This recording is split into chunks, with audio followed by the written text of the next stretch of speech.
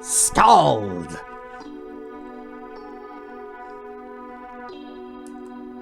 There was a item in Valheim that was like a mug or something. Rare stuff there, that its description was just, I think it was just Skald without the D. Not playing Quap?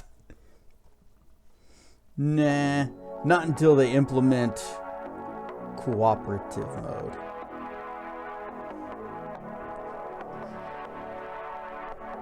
Then I'll drag you into it.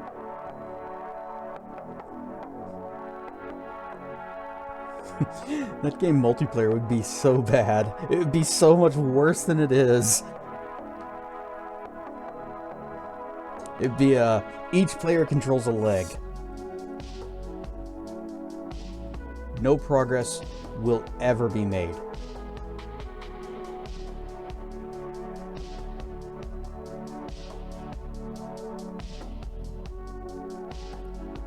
Wouldn't be surprised if such a thing already exists.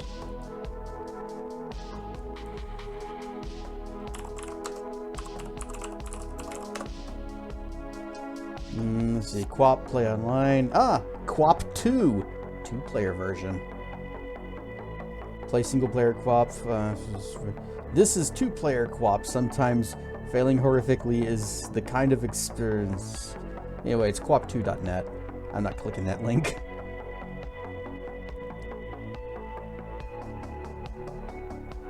The player version of Quap 2 takes capital The challenging and quirky mechanics of capital The original game and transforms it into a multiplayer experience.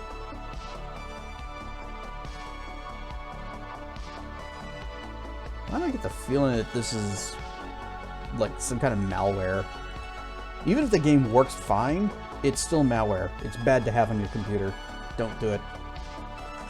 Scoots, shifts a little, slide, and look forward, and reset. Okay.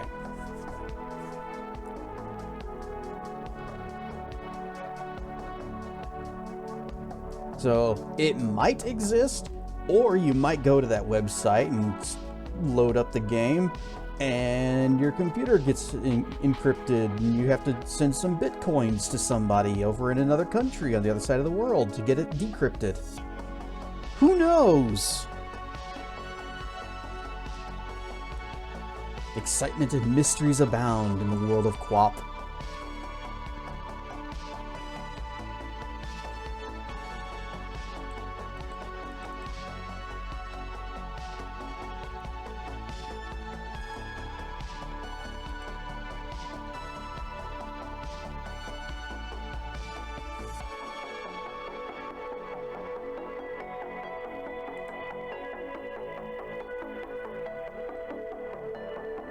Okay.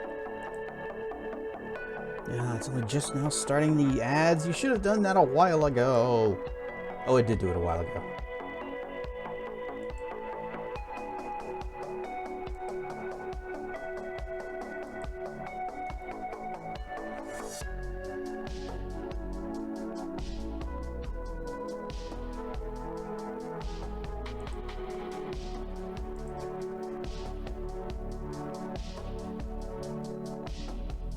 Wait.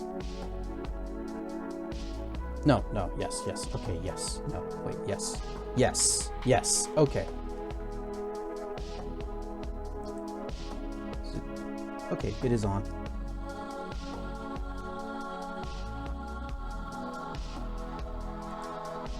I always feel a little bit of a panic whenever I put in something new, and even though I test it, I wonder, did I test it thoroughly? Have I tried every possible way to break this? Fortunately, no one's likely to see it.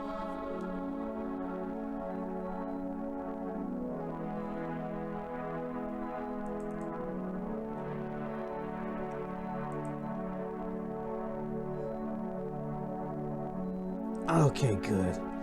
Whew. We made it through another ad break. And that means we can actually get to the good stuffs now.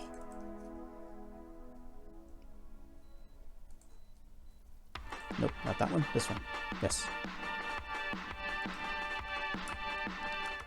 Whoosh! Because this game loads quick. A game by Anders Lauridsen. Skald against the Black Priory. So, word of warning, this game, despite what my title might say, is not a fun and joyful adventure. There is not sunshine and rainbows and happiness. The answer is no, there will always be something stupid that can break something. Fact.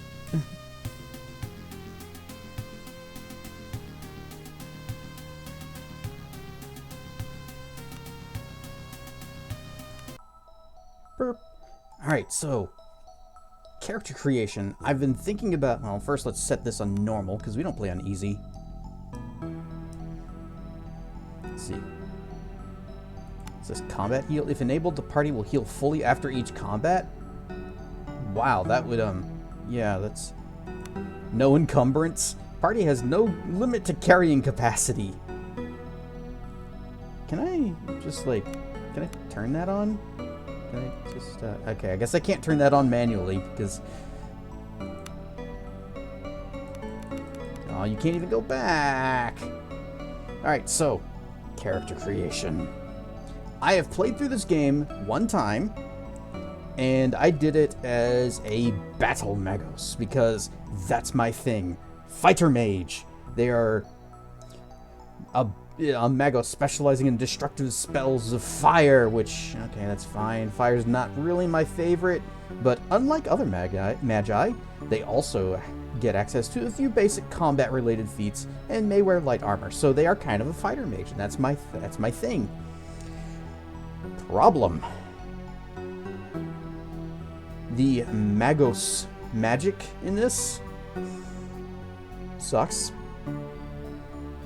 Or at least it's not what you would normally associate with how magic normally works. With, it's weak, but it does have other things that aren't, like, direct damage that are kinda somewhat useful. And I didn't really find it... I didn't find those too handy to use. And most of the time it was just like, okay, I guess I'll fire and then I'll hit you, and okay. So I was thinking we Cliff Racer. I was thinking Champion, which is closer to like a Paladin. So you get some fightery business, but you also get some self-healing, which, or not really self-healing, but healing, which will mostly be used on self.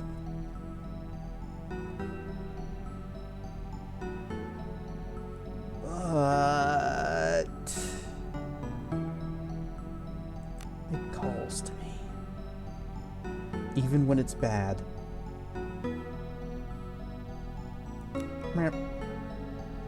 Select a background for your character. Backgrounds can add points and skills, influence starting conditions, and narrative content. So we got Acolyte, +5 to attunement. That's your mana. Courtier, your time spent kissing noble asses has made you a master of navigating the cutthroat politics of the imperial lay courts.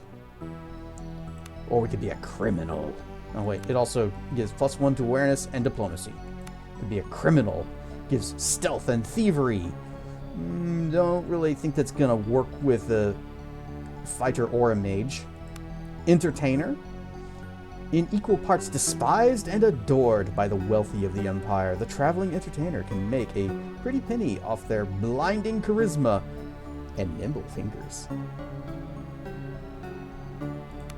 Ex-legionary, a member of the old breed, forged and tempered by the hardships of soldiering, you now belong to the ever-growing fraternity of fellow men and women with scarred bodies and broken minds, who roam the Empire in search for a quiet place of land to call home.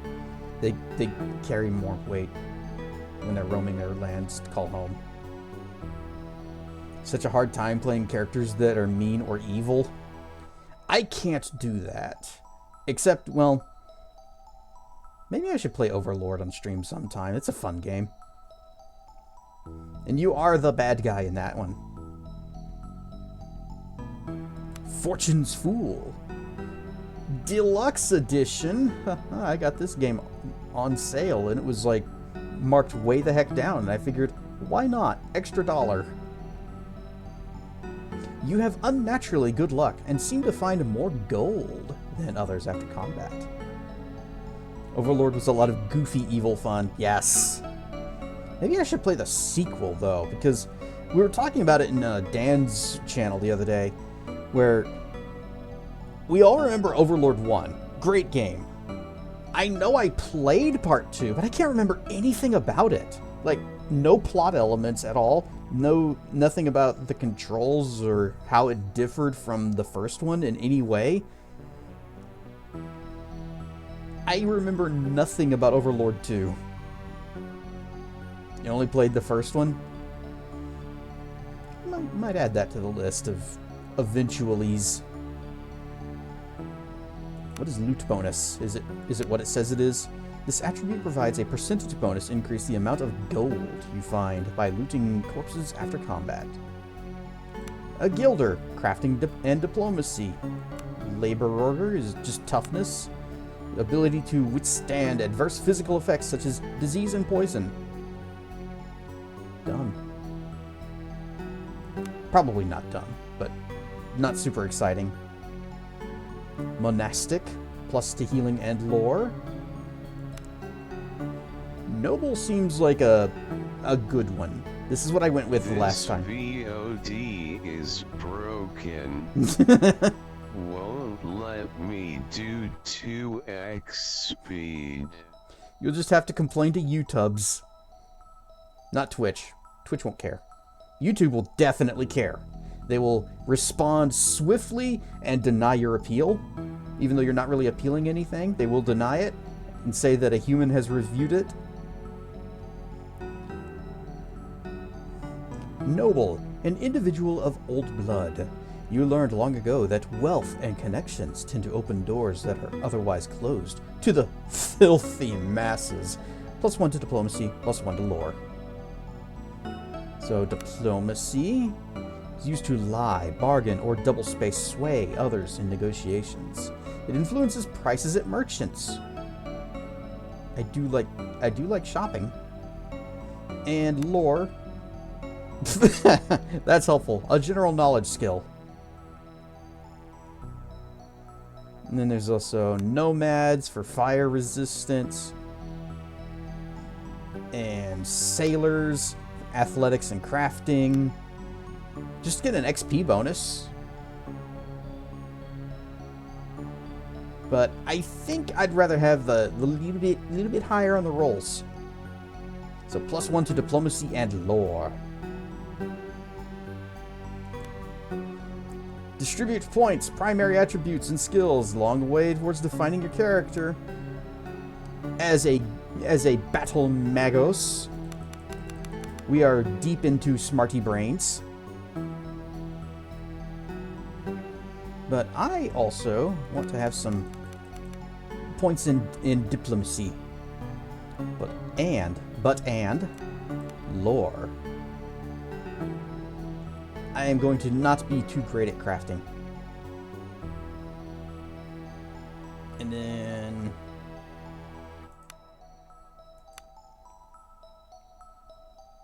strength gig, melee damage, melee to hit. I do like to get in close and make with the stabberins. And fortitude is going to be health and not dying. Which is also kind of useful for, especially for a class that is very dragonfruit and skibbity.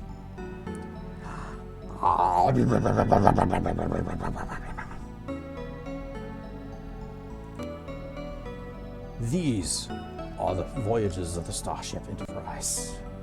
The feats derived from your class. Distribute your development points to gain benefits and new abilities. To gain spellcasting abilities, you must purchase ranks in the relevant Violet feat tree.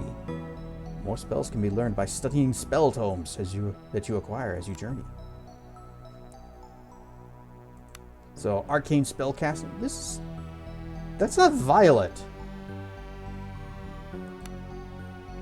See, this is slightly closer to violet. This is more of a bright cyan.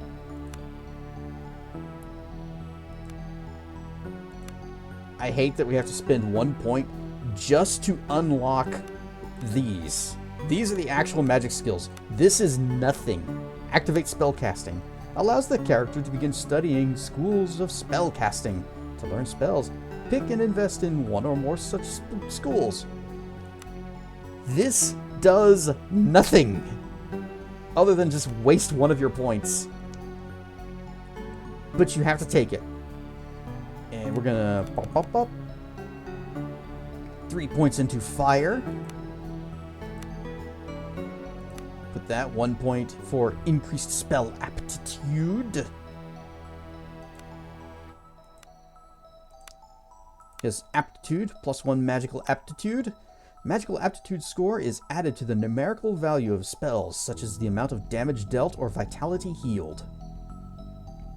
Got increased lore. We need this. We need this bad. Spell burn. But unfortunately, it's kind of... We got to put 6 points into this, and we've only got 2 left for character creation. Light weapon finesse. Crit chance. Accuracy. Piercing damage. Damage type bonuses increase the damage dealt when the damage is of the indicated type.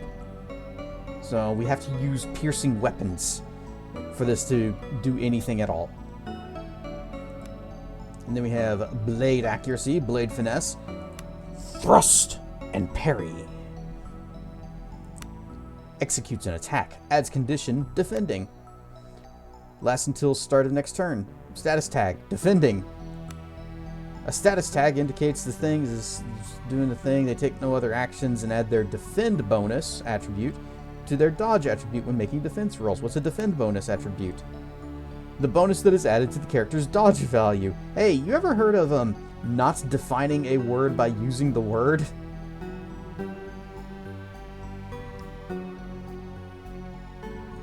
But we will do this. And I guess... Thunk. So increased awareness, increased will, increased initiative, increased will, awareness, and fancy footwork. Swapping places with allies no longer causes you to end your turn. That actually could be useful. Will, dodge, and evasive. Disengaging from melee does not cause you to cause your turn to end. They dump a lot of stuff on you very early on, just right here. Just figure out how you're gonna make your character. I like attunement because attunement is mana. Arcane Rush. The first time you would take hit point damage each combat, you automatically gain 30 to 40 attunement points. You got attunement, lore, smarty brains, crafting, spell aptitude, max cascade, +1 to max cascade. Oh, so increased max cascade adds 1 to increases your max cascade. That's helpful, game. Thank you. Ah. And if you move your cursor out of this box, say it's like, oh, it's covering up this word. I need to read this word. Let's just move my cursor.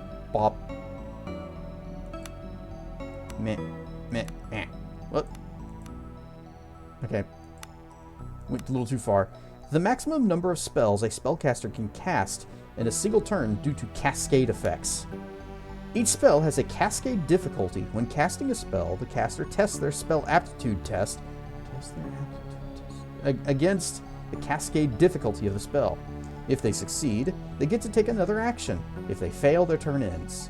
This allows casters to chain spells together. A caster can cast a number of spells together equal to their max cascade attribute.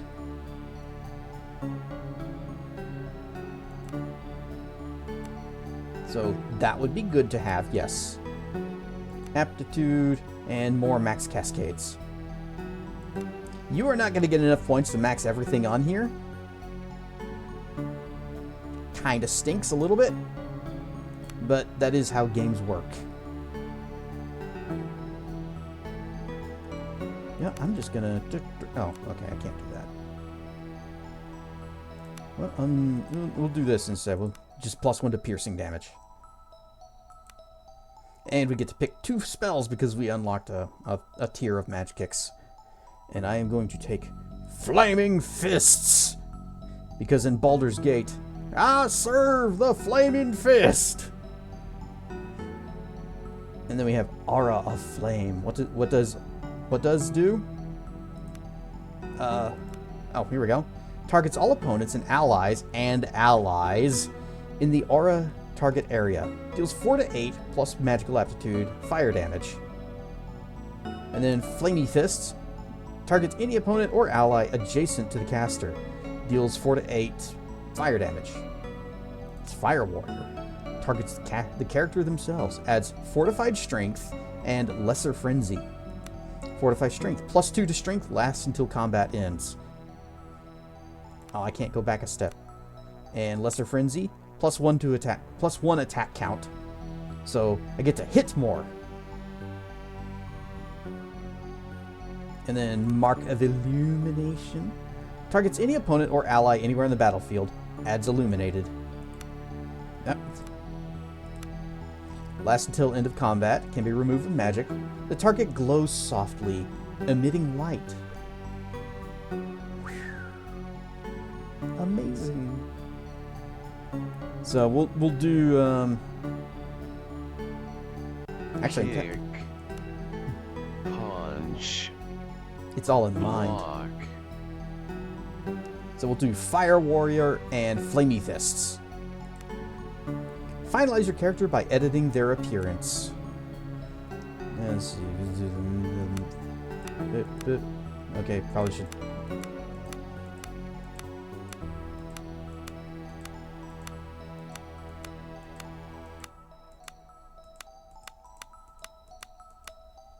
You know, I like it better whenever it kind of builds the portrait off of the options you choose.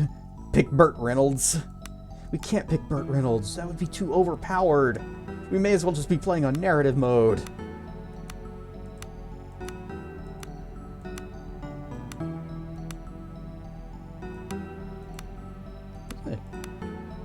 Dude with the cool tattoos. Go with that guy. Hairstyle. Oh yeah, that's a huge difference. You clearly tell what's happening there. Yeah. Yeah, that one looks exactly like the portrait. Facial hair, doesn't have any. Is it doing anything at all? I guess it kind of is a little bit.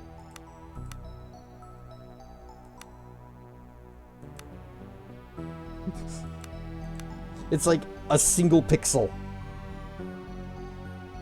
Hair color. I guess he's. If we want it to match the thing, the portrait, it's gotta. The hair's gotta be black.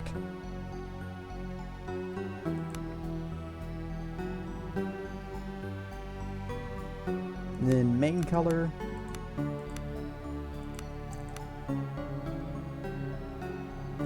He's kind of wearing blue in the picture. So let's find a blue. Oh, that could work.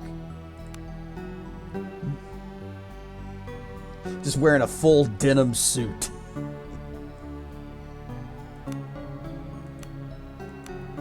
All right.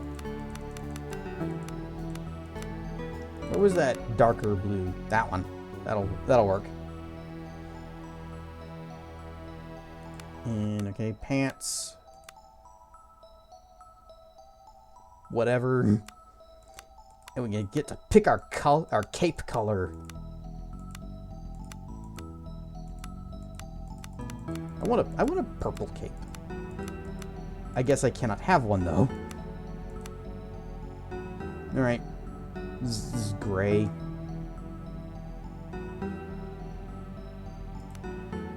Type a name. And press continue. Name must be between 3 and 10 characters long and may only contain. Okay, so be between 3 and. Oh, okay. Meh. Prologue. on the wine dark, raging seas of the Outer Isles, a northeasterly archipelago that serves as a midway point between the Gallian Empire and its colonies. Its main port is located in the island of Idra. What's the Empire? A large but waning empire founded nearly 3,000 years ago by the mythical first emperor, Gallian the Great. Who's Gallian? Gallian the Great was the first emperor. There is so much lore, and it's just, oh, what's this reticulum? What's this Gallian's ascension? And who knows how much of this is actually important? It's somewhat important. Not really super. It's just helpful to know what's going on in the world at large, but most of it doesn't apply to us. There is an empire. Actually, that reticulum might be useful to know. Let's go back to that. It's also said he was born of 3 women, and at the end of his reign, did not die, but rather became one with the reticulum. What's the reticulum? Concept. The field of arcane energies that surrounds the planet of Warda. The reticulum is the source of all power for the Imperial Magi. So, reticulum is magic. What's in Idra? The main island of the Outer Isles. Its settlement is the port of Horan. What's a Horan? A once prosperous port and fishing village on the island of Idra. What's an Idra? It's the main island on the Outer Islands, is the main port of Horan. Isn't everyone born of 3 mothers? Yeah, thinks he's so special. Oh, look at me. I became one with the reticulum. The moan of creaking timbers, the tang of preserved fish. Your eyes slowly adjust to the darkness of the ship's dimly lit hold. Suddenly, something strikes the hull, and the ship rocks violently. Your heart begins to pound, and a feeling of unease grows in your stomach. Rise, well rested and ready to go. Get up, mouth dry and head pounding, or rouse yourself from deep meditation. I like to slep. But we are wizardy, and that means meditation too, so meh. You get up to your feet and become aware of agitated voices shouting up from the deck. Something is not right. You should make your way to the top and get a bearing on the situation. Be on your way. Wads. Shift. Shift makes things flicker. You see a desk. Yeah, I see a desk. Can't be far now. A desk with a maritime navigation map. The map is labeled The Outer Isles, and a course is drawn towards the island named Idra. Interactions 1. Moving the cursor over an interactable object, make the yellow outline appear. Left mouse and things in the left mouse to interact with the object, right mouse click to examine it.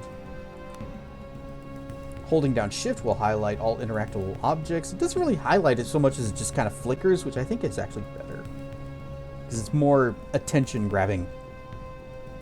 Some objects are hidden and won't be highlighted until they are spotted. Something has struck the ship. We have a dagger and a club.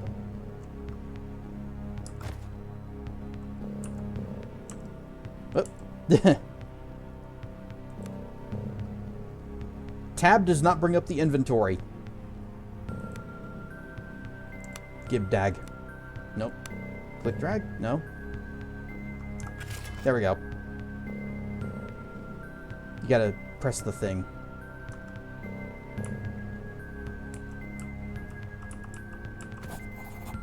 To your surprise, you realize this door has been locked from the outside. It doesn't budge. Perhaps you could slip the lock with the thin blade or use something to smash it. We'll use the dagger. You slip the dagger through a gap in the door and lift the bar that was locking you in. The door begins to creak open. You got 100 experience. As the door swings open, you can now clearly make out cries from the deck above. You should make haste. Got a short sword, a short bow, some arrows, leather armor, a hat, leather tonic of vitality, and moderate attunement tonic.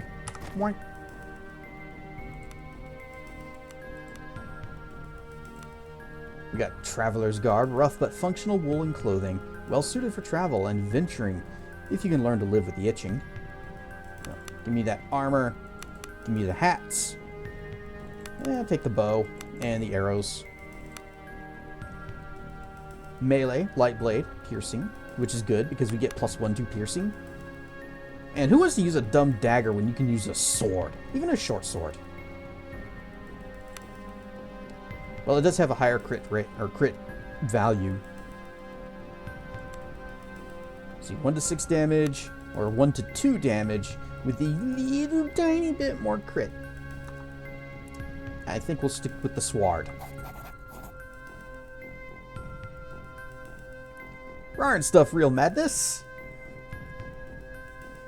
You stop dead as you narrowly avoid stepping into a rust-red puddle. A stench of blood fills your nostrils. As you look around in the dim light of the hold, you realize someone or something fought for their life here. The same moment the thought hits you, a hiss sounds from the shadows. You squint towards the shadows as a hunched, pharaoh-looking form. You get the pie on the first try. Yakteru would be so jealous.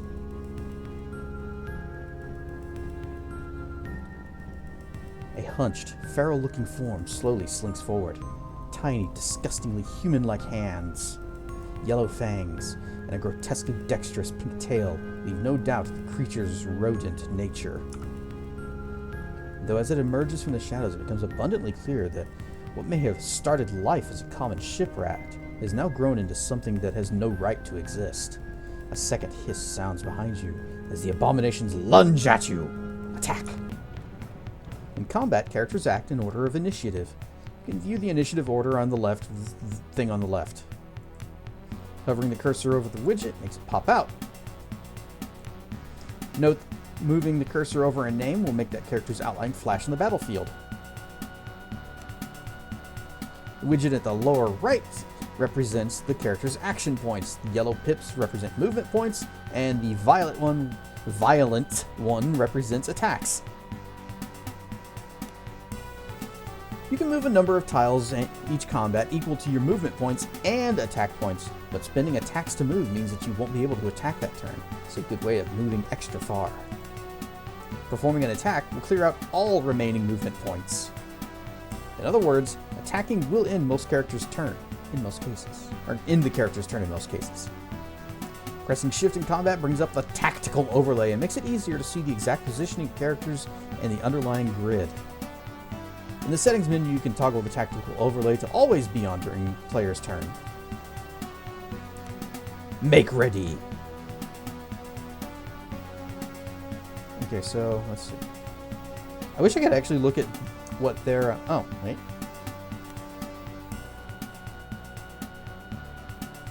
How about if I scoot back? Oh, okay. This is initial positioning at the start of combat. Where do you want to start your turn? Okay, it looks like the rat goes first. That one. This one goes first. And I'm gonna guess it's got 1, 2, 3, and then a move for attack. So we'll start back here. Let him go first, and he will just kind of plug himself up in that little corner. Begin. Ow!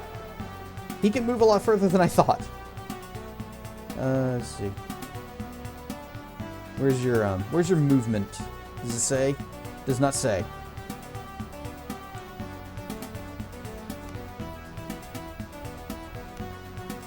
Well, I'm just gonna whack you with my sword. Quah! And then I get bit a second time.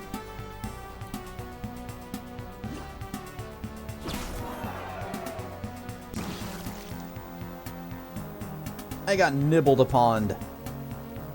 We got rat tails though. Used in potion of cure disease.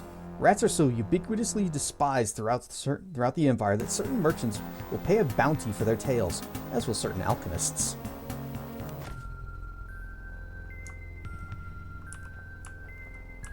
Box.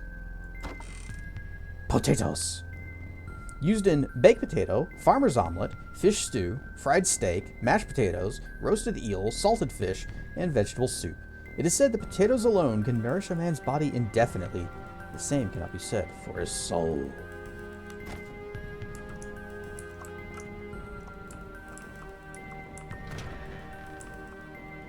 You have contracted a disease from your fight with the rats. You may see what conditions are affecting you by opening your character sheet, clicking on your portrait, or press C to do so. Note, all conditions are negative. Negative conditions can often be cured by magic or rest. This disease can be cured by a potion. Pick up and equip the lantern and search the area. Some containers are hidden until your character spots them.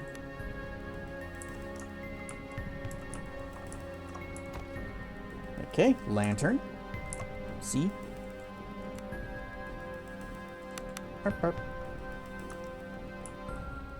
I've spotted something.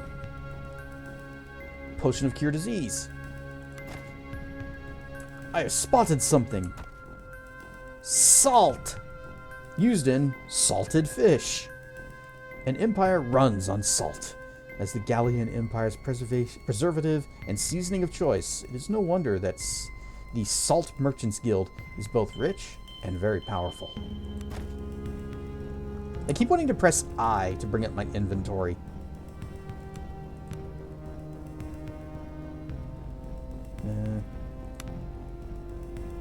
Oh, here it is.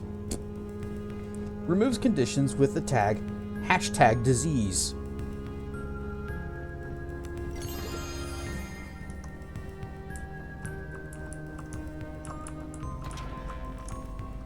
Is there anything back here now that we have a light?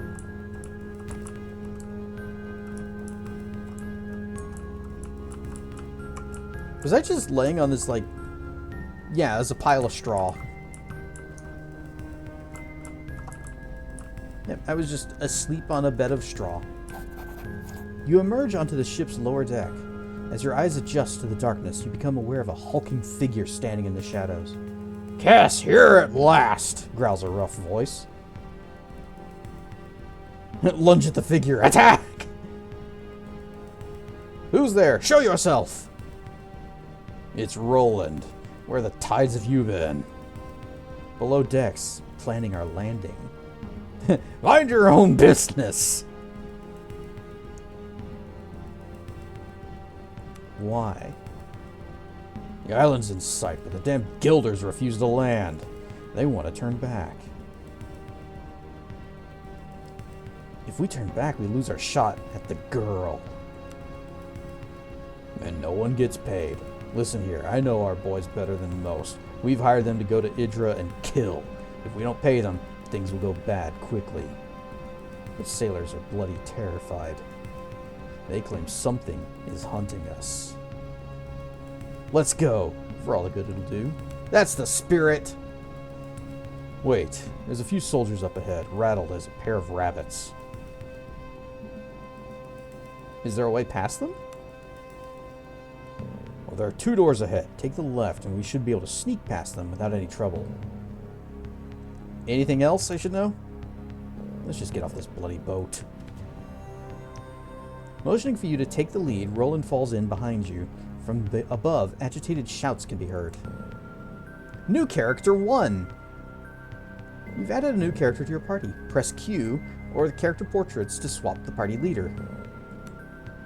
The current leader's attributes are used for tests outside of combat, such as for awareness or stealth.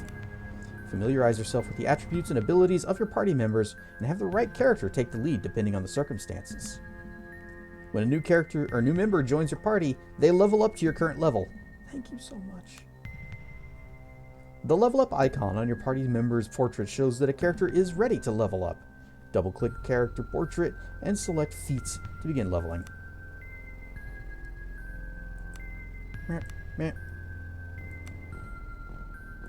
Feats. Oh, he's got 11 points. Why does he have 11? Did he start with... Does he get more than we do? We had the 1, 2, 3, 4. Yeah, we started with 7. He's getting 11. We should have been an arms master. Bred for war. Second wind. Targets the character themselves. Removes conditions with the tag bleeding. Heals 5 to 15 damage. Cooldown 2. Yeah, we'll just take that. Tough as nails. Not today.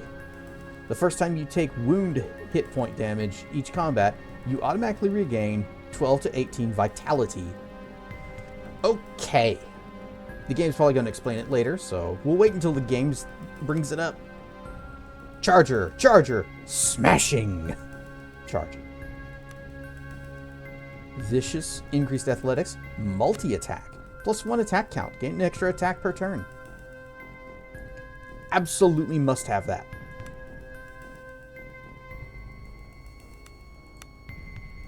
Take that.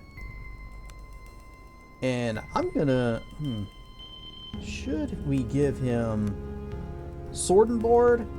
Or should we go big two-handers? You cannot exit the screen while you have unsaved things and stuff. Okay. We'll save and exit and come back to it. What do we have equipped on him? Okay, he's starting with a big two-hander. I think he's already decided what his build's going to be. So we'll just keep rolling that way. Keep rolling that way.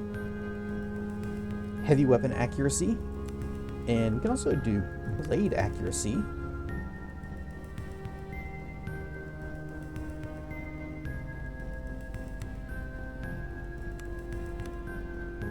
Light armor, medium armor, heavy armor. I don't know why you would want to put points into light or medium when heavy's right here.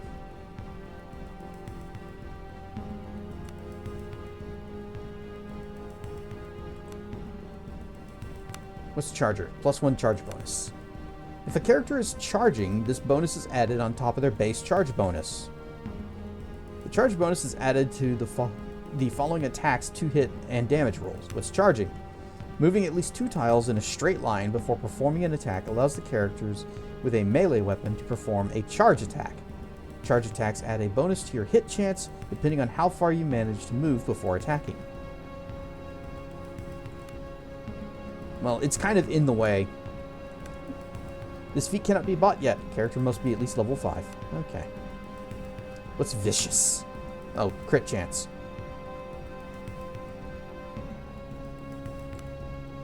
Archery, axe, club, shield. Yeah, wild swing. Whoop. Executes an attack with +4 bonus to damage. Well, what does swords get? Thrust and parry just puts you into defense mode. Deep cut. Your critical hits using blades cause bleeding on your target. Storm of Steel. Executes an attack. Deals 1 to 6 damage, splashing. Oh. AoE aura, so it hits everybody around you. Rending Blow. Critical hits with an axe cause injury conditions. Decapitation. The gruesomeness of your axe kill causes the fear condition in all opponents who can see it.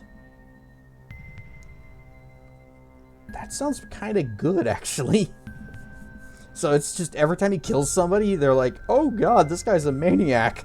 He's a crazy axe-wielding murderer from the internet. I don't know, maybe we should go towards axes, even though he starts with a sword.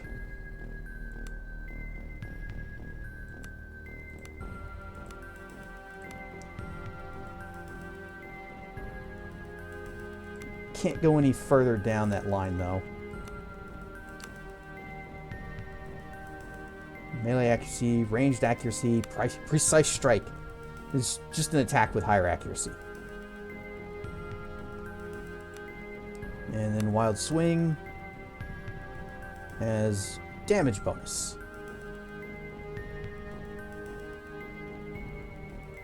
And I'm gonna keep putting into axe. Even though he doesn't actually have an axe. Maybe we'll find one. Maybe I should just wait on that. Just kind of sit on these points. See what happens. Spotted something. Perkland. Used in salted fish. The humble perkland makes up for its meager size with its abundance. It's often preserved with salt and eaten year-round. The smell is an acquired taste.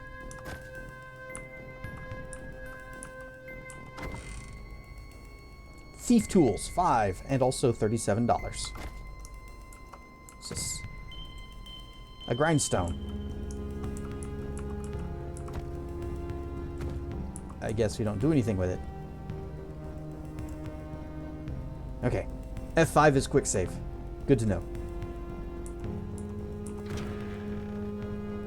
Press the hide button to go into stealth mode. The action buttons also map to the numerical buttons. While in stealth mode, the stealth indicator becomes visible. A yellow indicator means you're in danger of being spotted. While your indicator is yellow, it will count down to 0%. When it reaches 0, you are spotted and will become visible. Moving in lit areas and being close to other characters will make the counter go down very fast. Stick to the shadows and avoid other characters. Your ability to stay hidden is dictated by your stealth skill. Increasing this skill to stay hidden for longer. Wearing armor makes it harder to stay hidden. If the indicator turns green, it means you're no longer in danger of being spotted. Spending time in green areas will refill your stealth meter. So, poof.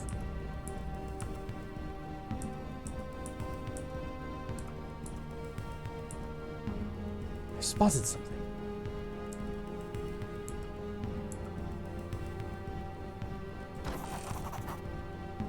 Salt! The sailors stare at you, wide-eyed and terrified. Dead Emperors, it's coming for us! It whispers to me! One of them draws a weapon with shaking hands. Diplomacy. Get a hold of yourselves! You're guild sailors. Wait, no. Me, I will roll the die. Kess must roll a 4 or above on a 2d6 to succeed in this diplomacy skill check. You bring glory upon thine ancestors. Success. The men stop dead in their tracks, seemingly shocked back from their momentary lapse of sanity by your words. The pair blinks towards you in a moment of indecision, then stumbles up to the main deck and the tumult that seems to be taking place there.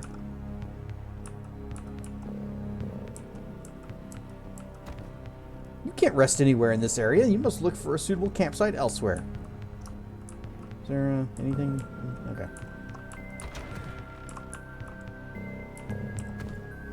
A shoddy wooden chest, 5 hit points. Pick or force. Pick or force the lock until its HP reaches 0. The party has 5 thief tools. Looks like we're gonna be busting it open because we got +6 with this guy. So, smash! Masterwork short sword and a buckler. Don't mind if it's not I, it's C. Masterworks all, you can't go wrong. What's the difference between that and 1? Alright, so just +1 damage and +1 to accuracy. And it's a little more valuable. A flimsy wooden door. Smash! Uh-oh. You recognize the corpse of one of the crewmates, a young man of barely 16 years called Solemn. The youth has been mauled to death by what you assume are the grotesquely altered rats you encountered just minutes ago. The corpse is still warm. It's a fine dagger. Moderate attunement tonic.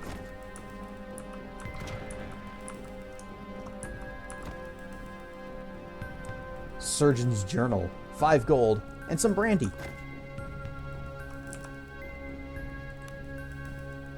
Well, first let's check out this brandy.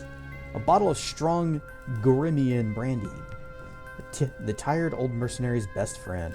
Adds condition fortified will and intoxicated. Removes conditions with tagged with afraid. Liquid courage. What's fortified will? +2 willpower. What's willpower? Describes character's ability to withstand mind-affecting conditions such as those caused by spells. And then the other one, Intoxicated. -1 agility, -1 intellect, -2 awareness, -2 initiative. That's a lot of penalties. A journal that was kept by the ship's surgeon of the Zephyr. Read it. Written on the day of departure from the mainland. Left Adler's helm today with a full complement of passengers, mercenaries by the looks of it, paid well. Ship was dispatched by Guild before we could fully restock medical supplies. Hopefully we won't need them. Then again, our passengers make me uneasy. 5 days ago, brawl in the mess had to set nose. Men seem on edge. Can't say I blame them. Must have been sleeping poorly and dreams are unsound. 4 days ago, Egan came to me with a bite wound that he sustained whilst working on the hold. Didn't see the creature, and I would say it was a rat's bite if it weren't for the size, and some aspect of the dentition that I find hard to explain properly. 2 days ago, was visited today by Navigator Aslam. He asked for white fern, a sedative.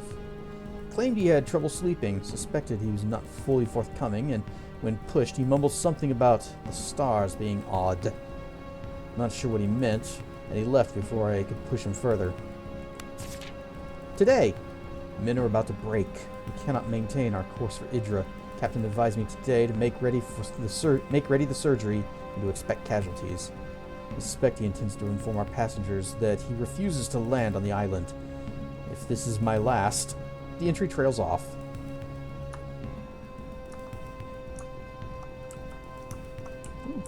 Didn't search this. A potion of strength, a potion of fire immunity, electric resistance, and a tonic of vitality. Removes condition with bleeding, heals 20 to 30 hit points. Or vitality. Adds electric resistance. What about strength? Just fortified strength +2? Yep.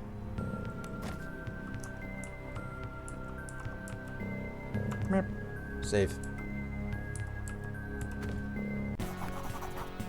You emerge onto the deck and see two groups of men facing each other with weapons drawn. The ship shakes violently in the grip of a storm as lightning tears across the sky. Amidst the din of the storm and their frantic arguments, you bellow for the attention of the assembled crewmen and mercenaries. Both the ship's captain and leader of the mercenaries you hired, a coarse thug of a man named Estavo, turn their attention to you. They look ready to use the unsheathed weapons in their hands at the slightest provocation. Let's talk to the captain. You direct your attention to the ship's captain. You know him to be a reasonable but suggestible man. At present, his usually placid eyes are wild with panic or anger. Why have we not dropped anchor? Something dire stalks the shores. We cannot approach without risking the ire of the horror. A jittery mutter of agreement rises from the sailors, causing Estavo's eyes to darken even further. Yarr! What horror? What have you seen? Not but glimpses. My men have seen the shadows of something deep in the water, stalking us. Nothing natural moves like that. You renege on our deal based on a glimpse? There's desperation in the captain's voice. We are seasoned sailors. We don't balk at shadows. You need to be alive to rescue this girl you speak of.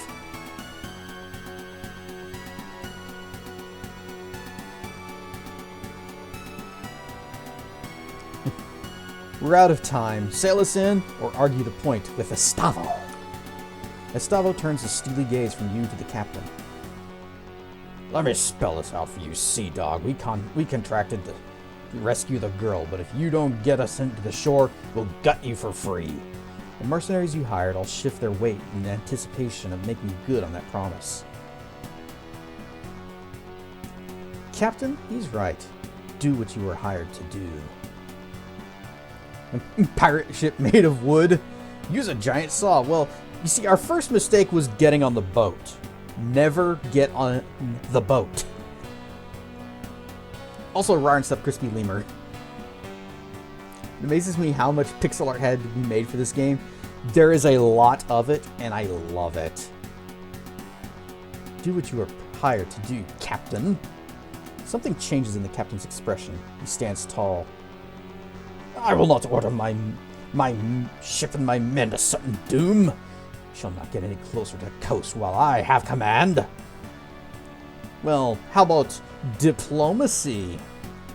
I believe you, but my contract with these men doesn't mention your survival. Alright, just need a 4. Come on! You bring glory upon thine ancestors. A few of the ship's crew lower their weapons. Captain's eyes flit between you and Estavo's murderous grin. He sheaths his blade and speaks softly, his voice barely audible over the snapping sails. So be it. May the deep have mercy. You gain 300 experience. Suddenly, huge monstrous tentacles burst from the water around the ship. Oh no, they were right! For a split second before the terror sets in, you wonder what Estavo must be thinking as the monstrosities loom over him. After reaching their full height, the tentacles curve inwards and smash into the ship. Some pierce straight through the deck, others snap the masts like they were matchsticks. You stand frozen in place. Through a haze of splintered wood and panicked screams, you notice Roland. He throws himself out of the way of a tentacle, but begins to fall overboard as the ship lurches once more. No, you're my tank! Come back! You dash towards the ship's fractured rail, dodging holes in the deck and wounded men, beseeching you for help. Only the main character in your party counts and matters. Roland hangs on by an arm from one side of the ship. Try to grab him. You lunge for Roland's arm, but he loses his grip and your fingers close only around thin air. You missed him by an inch. He falls wordlessly downwards. You watch as he is swallowed by the raging seas. The ship is listing fatally, and you see the great tentacles high above you, poised for the coup de grace. Abandon ship! As you jump, you hear the terrible rending of wood giving in to flesh. The impact of the water winds you. The waves pummel you down. The currents beseech you to go deeper. Ever deeper. Peaceful blackness. Sink.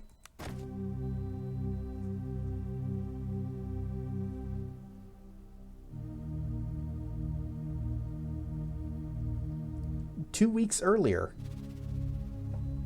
We got 100 experience 2 weeks earlier.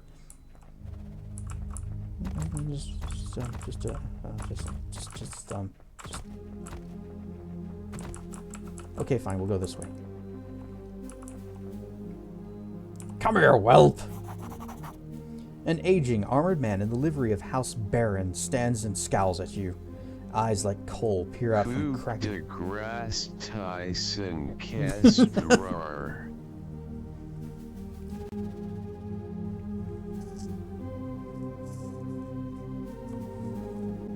Eyes like coal peer out from craggy face, fringed top and bottom with wild white hair.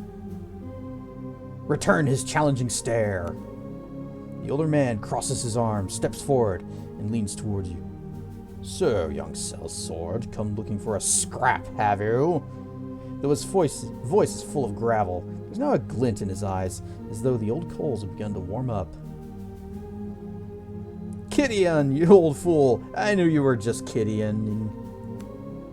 A single bark of laughter emanates from the dense beard as he embraces you in a crushing bear hug. Kidian may be older and grayer, but from the force of his hug, you don't reckon you'd have any more chance beating him now as you did 12 years ago, or as a 12-year-old. Go easy, you old bear! You old boar! Kidian steps back and allows you to breathe again, before grabbing you by the shoulders. We heard of your father's passing. Truly, he sits with the golden dead now. Tell me, how did he die? Inglorious battle at my side, drunk and reeking of his own piss. Or, let's not dwell on old wounds. Inglorious battle! Kidian's eyes narrow, and the old warrior died a fitting death. Kidian is quiet for a moment, and breaks into a grin. We'll raise a cup to his name together, you and I, soon as you're done with Cato. I can rustle up some ale fit for a guest. Kidian, why am I here? Well, you fell into the water and now you're in a flashback. Dude's wearing a purple jacket, must be rich AF. Could be black. And they're just having to take some liberties so it's not just all black. Master Cato will chew your ear plenty when you see him, Cass. Lyra, the new Master at Arms, awaits you by the main entrance. She'll escort you. Don't ask her not to. If you think I had a temper. The joke fails to hide the note of anxiety in the grizzled house guard's voice. What are you hiding from me, old boar? I've got a 15. I have to roll a 9. This might actually be tricky. Roll the dice. We bring glory to thine ancestors. Specifically, oh, nat 12. Never could pull the wool over your eyes. Truth is, many a day's been dark of late for House Baron. Perhaps it all started when you and your father left. A guilty grimace flashes across his face. Or maybe it started even earlier. Gideon pauses to blow out a long breath. I won't betray my master's confidence by saying more. Best you see him yourself. Very well, I'll go see the Master at Arms. If you want to explore for old time's sake, take this lantern. Lord Baron will wait, and we don't want you getting lost in the hedge maze. Again. The man laughs heartily and hands you a small brass lantern. Whatever may come to pass, it did this old warrior a barrel of good to see you again, boy. The old man slaps you on the shoulder in parting, almost knocking you off balance, and then he seems to remember something, and he leans in conspiratorially. Damn knees acting up again. Can't hardly sleep on account of the aches. Let me tell you, I'd take an arrow in the leg any day. Ha ha! Arrow in the knee joke! If you're going over to the kitchen later for a bit of grub, a bottle of brandy from the wine cellar would make me a happy man. Gideon shifts as if to emphasize his stiff knees. But first, don't keep Lyra waiting any longer. Talk to her first. I'll be here for later. Side quest in our flashback? Oh yeah, we need to equip that lantern.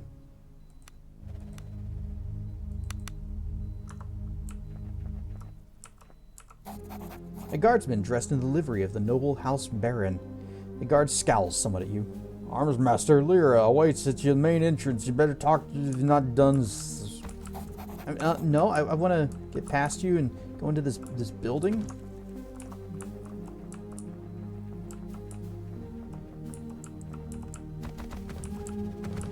Looks like there's a path here, but I guess there's not.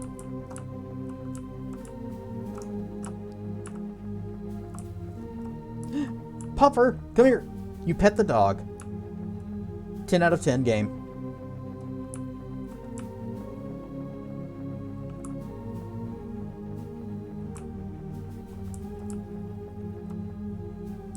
I hear Master Kato is seeing someone. Should you be here? Should you be here?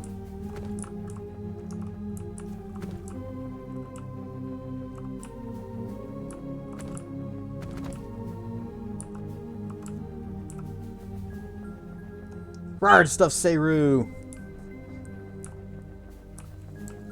I would like to side quest, but I guess they... Whoop. That back up.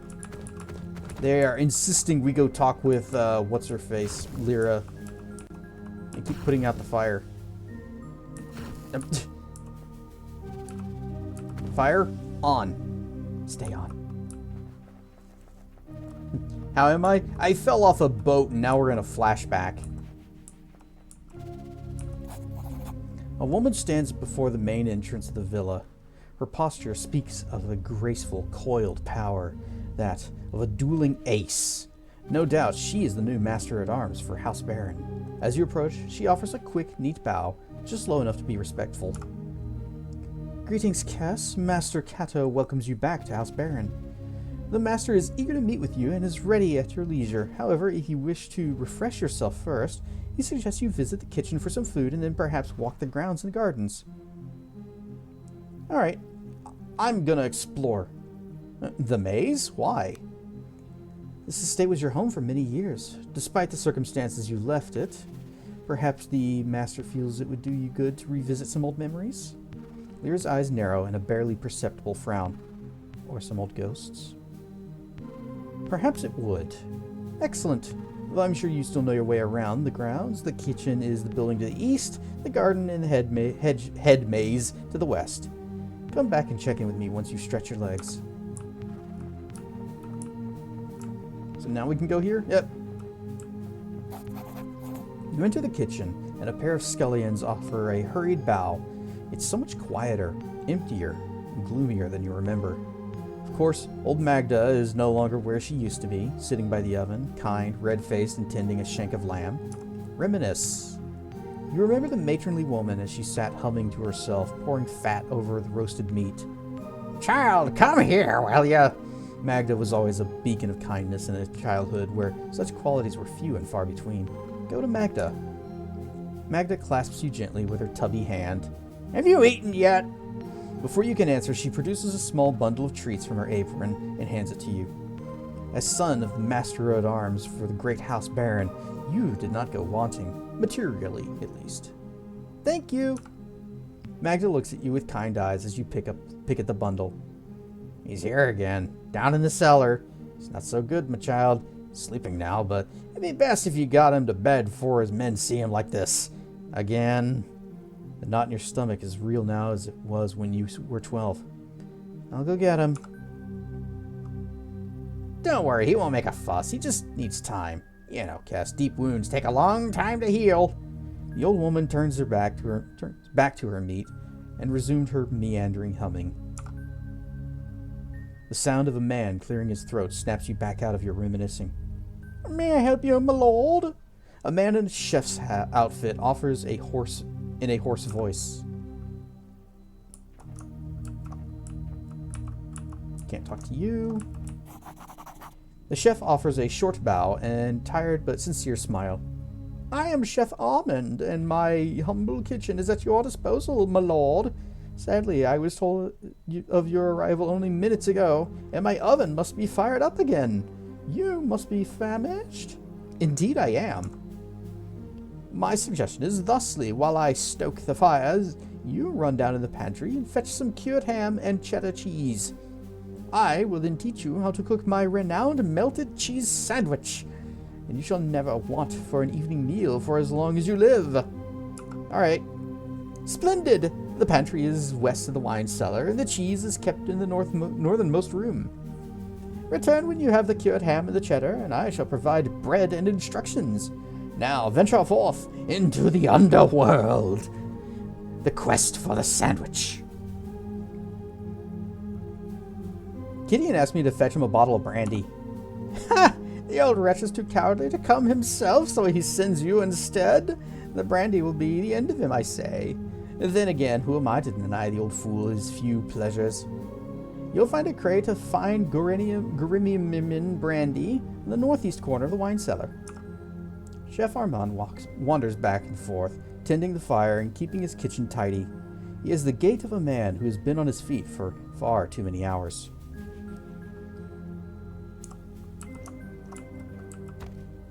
Oh, crafting tutorial. This is the crafting screen. To create new items, double-click ingredients in your inventory and place them in the workstation and then press craft. If the recipe is valid, new items will be created. Continue. The recipe list on the left column represents known recipes. You learn new recipes by experimenting or finding recipe books out in the world.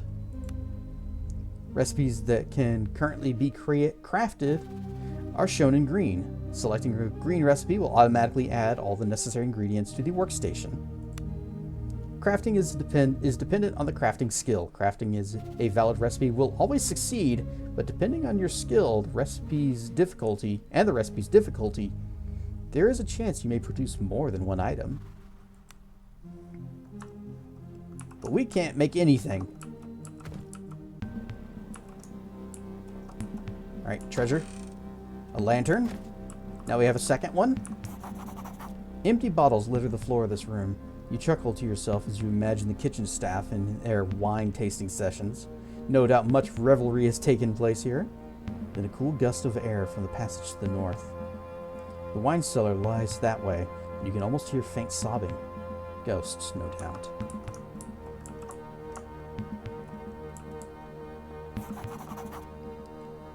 You're gripped by a long-hidden memory upon entering this part of the cellar. You sealed it away, but in so doing preserved its strength, and now it demands freedom. You can still recall smelling him before you can make out his writhing shape in the dim light of the cellar.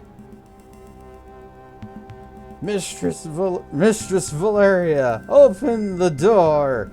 Your father doesn't even notice you in the throes of his intoxicated ramblings. How could they take her? Her chambers were locked from the inside. Where is she? Try to shake some sense into him. Your father jolts upright, the bloodshot whites of his eyes glaring out of the darkness. We found her, wandering the forests outside the estate. Mistress Valeria. Help him stand. Haltingly and leaning heavily on you, your father manages to stand. She was never the same. Whatever happened broke her. It was the girl, you know. The seed was planted in Valeria that night. But how could you know? You were but a babe yourself. You helped lead the now sobbing man out of the cellar. Stop it, Dad. Lord Cato trusted me and I failed him. But Valeria was willing to pay the price. Mind broken and a spawn of a child. Your father's voice seethes with fury. Enough! Don't talk back to me, you bastard. What do you know about honor? As much as your harlot mother. Your father steps away from you, unsteady, tears streaming down his contorted face. Should we tell him shut up? Do we... Yeah. How dare you talk about my mother that way? You draw a ragged breath and snap out of the memory, your knuckles white. You're alone in the damp cellar, and don't particularly feel like dwelling here. Oh, maybe our dad did die drunk. Seems to be in character for him. Brandy.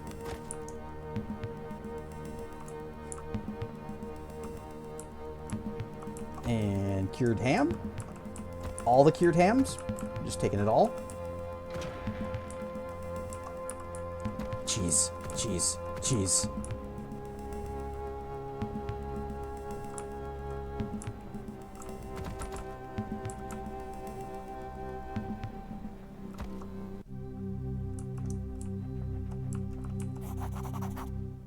I have the ham and cheese.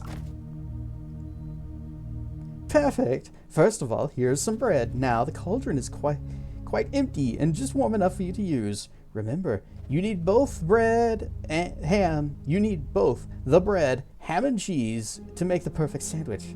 Now go give it a try and bring me the result. I shall see if you have it in you. Cheese sandwich. Make it.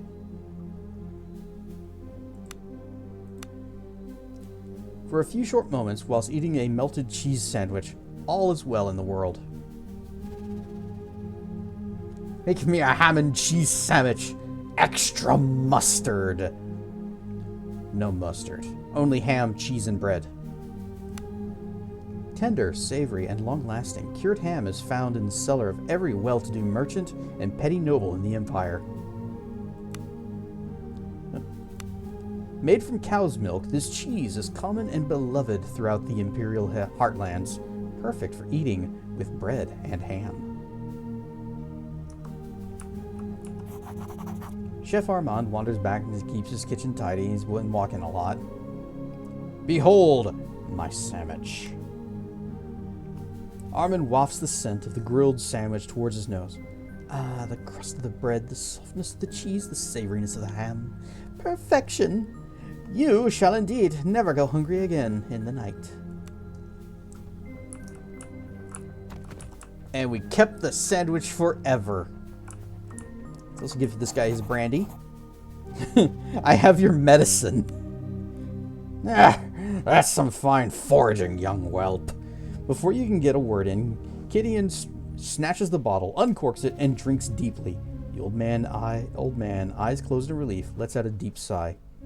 May your sleep be dreamless. He speaks as if to himself. May your sleep be dreamless? Gideon smiles sadly. An old soldier's greeting. Something one mercenary would say to another as a prayer to not dwell on painful memories. The kind that come with the work. Your father and I... Gideon halts momentarily and looks at you. Your father and I would always part with those words. Now, I've held you long enough. Be on your way.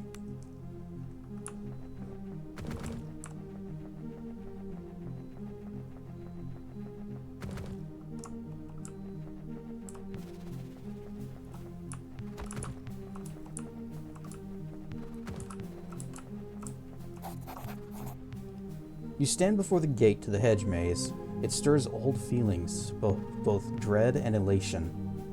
The sounds and smells of the estate grounds, as they were long ago, call to you from distant memory. You feel you could easily plunge into their depths. Let yourself go, and remember. Which daydream is it this time? Are you valiantly defending me from rebels again? Embla throws a pine cone at you, snapping you from your reverie. She's 10 years old. You're a year her senior. Let's play hide and seek and go seek it. Let's play hide and go seek in the maze. I'll hide. You faintly hear someone yell her name from the distance. You better run, star child. Only my mother ever calls me that, Embla says, frowning. Where'd you hear it from? Before you can reply, she flings another pine cone at you and darts off into the maze. Give chase. You hear a man's voice yell Embla's name again, much closer now. Either way, she's lost you in the winding passages of the hedge maze. Your memory tugs at you, urging you to the center of the maze. Mazes are a lot easier whenever you have a... I say! When you have a mapping system, you can just kind of bird's eye view. I'm quite lost. We'll just zoom out a little bit. It'll be fine.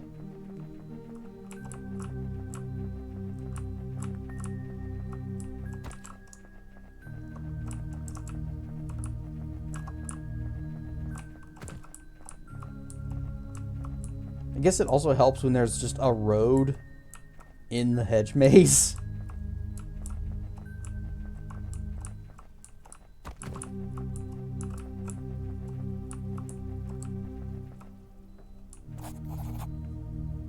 You stand at the center of the maze. It feels much less impressive than you remember. The ornamental pond was once an ocean, a rock at its heart, a windswept island. You found me, daydreamer. You remember the tone of her voice and can almost see the impish 10-year-old girl wading through the pond. Why do you always come here? I like the water. It's so calm. Embla shoots a mischievous look. You notice the faintest tang of ozone. She makes a slow motion hop through the water, her fingers trailing the pond's surface. Where water and skin meet, strange colors bleed and spread across the surface. Embla, you'll get in trouble! Stop doing cool things! Embla moves her fingers across the water's surface, like a painter's brush. Color spills across the pond, and for a sleeping moment, you fancy that you could see cloud-topped mountains, or was it the ramparts of an impossibly large city reaching towards the heavens? The silence is shattered by a shout, along with the beguiling images. Mistress Embla, the master requests you in the house immediately. Oh, that's my father. He has a weird voice right now. It's the distant past. Something's wrong. It's Mother. She's ill again, I think. I think I cause it with what I can do. It poisons her mind. How long until Mother isn't Mother? Or Father isn't Lord, or your father isn't Master at Arms? How long will any of it last? Why are you talking like this? We're just kids. We shouldn't be thinking about inevitable doom. You ever feel like everything is a lie? There's a veil that covers everything, but in some parts it's thin enough to see through? Embla starts as your father steps breathily into the enclosed garden. He's red-faced from exertion and anger. Young lady, you can't run off like this. The whole estate is looking for you. Your mother is ill and needs you now. Your father shoots you a stern glance. I'll deal with you later.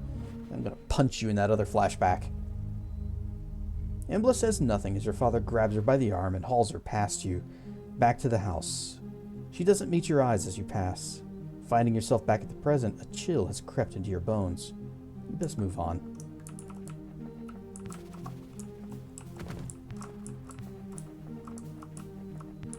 Oh, he's so close to the end. I'm still quite lost.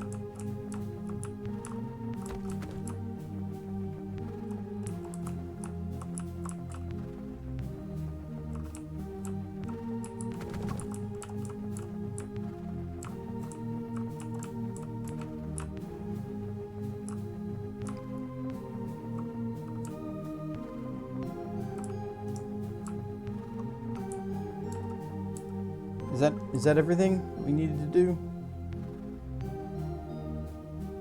Ah, yes, success! We found Embla in the maze, and we made a sandwich.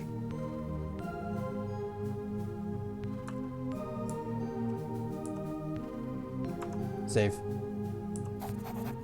There you are. If your nostalgia is appeased, the master will see you now. Yep, let's go. Very well, if it pleases you, the master is in his office just ahead. And note, once you meet with the master, things may move quickly and you may not have another chance to walk the grounds. Yeah, I remember the way. I don't. I suppose you do, but I'll escort you nonetheless. A flicker of a smile plays across her face as she beckons for you to lead the way. The opulence is faded, the shadows longer. Clearly much has changed since the last time you were here. Try to remember how long it's been. It's been years, perhaps decades since you were here. Not since your father was the house arms master. Not since. You must have your wits about you, and perhaps now is not the time to dwell in painful memories. Not since your father's exile. You were no more than 12 when you were driven from the household. Hard were the years that followed. The mercenary life is bloody and unforgiving. But it is crocodile. When you have crocodile, it's okay. Rar and stuff, croc. Hail the various gods! But only the ones that are cool. Those years stole your childhood, and eventually they took your father too. But your father had always insisted, to his dying breath, that his failure had been his own. He had gotten the fate he deserved. The memories are painful nonetheless. Hold it. I just wanna... He's got a masterwork rapier and a Bravo's outfit. Don't mind me, I'm just gonna... Oh, you are naked now. Okay, you can have that back. It's fine. You can have that. Flanking the doorway are two marble statues. The craftsmanship is stunning, but the sight of the two women depicted fills you with sadness. Examine them. One you recognize immediately, Valeria Baron, mistress of the house. You remember her as a gray ghost, absent and unwell. The other statue depicts the girl you once knew so well, Embla Baron, daughter of the house and now a woman grown strong and clear-eyed. Her likeness has none of her mother's cowed timidness. How is Mistress Valeria these days? Mistress is vacationing in the countryside, Lyra answers curtly. Ah, she's gone to live in the farm upstate. And what of Embla? Lyra's eyes flicker ever so slightly. You should hasten to Master Baron. He's long been impatient to see you. What if I go this way?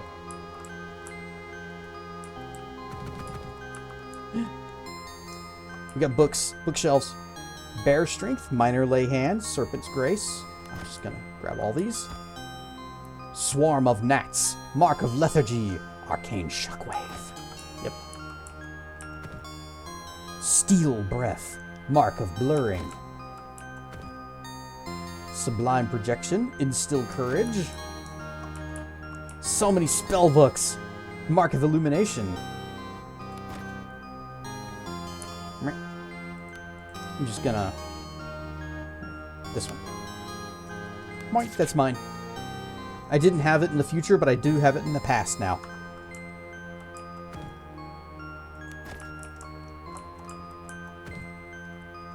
It's too bad they didn't have a copy of the Aura of Fire spell. This is the other one that I could have taken. You see a map.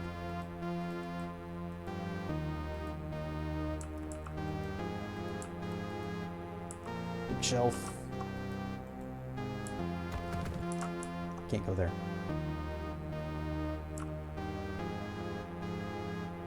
If only they had more fire spells. Whoops. Lyra clears her throat behind you. Not to that way, if you don't mind. The Master's office lies through here. You mind if I look around a bit? Master Callow has summoned you, and I don't intend to keep him waiting. Besides, there's no need for you to disturb the servants in their tasks. I'll be silent as the night. Lyra goes still for a fraction of a second, as if sensing something beyond just your perception. Then her eyes narrow and a mischievous smile plays across her features. Through the dining halls lies the hearth. A beast lurks there. I wager you cannot make your way past the servants in the dining hall and sneak up on the beast without being noticed. How they taste. With the power of the dragon fruit, anything is possible. Ha! Nom, nom, nom, nom, nom. What shall we wager? We'll decide on that once we see if you can be as quiet as you claim. The dining hall and hearth lies ahead. Mind your steps. I'll only give you one chance. In other words, save. Are you any better at sneaking than I am? Wait, it's a attribute? Yes. Oh yeah, she's 5 in stealth. That's right. I roared. You did roar. All the cool kids are roaring these days. Put out the fire. Boop, boop, boop. Pass my turns. Okay. We are roaring and ready to go. Or ready and roaring to go.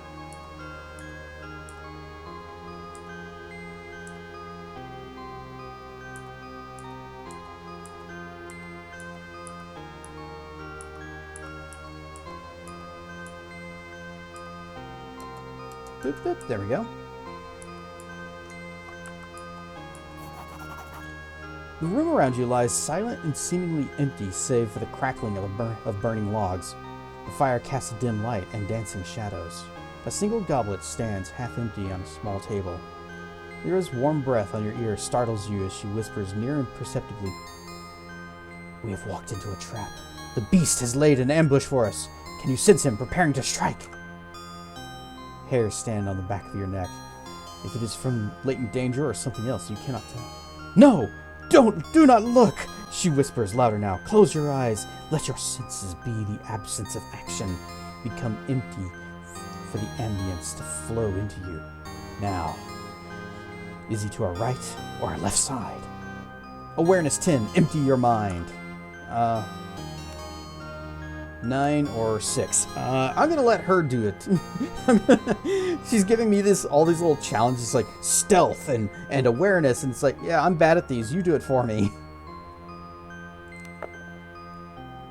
We bring glory to thine ancestors.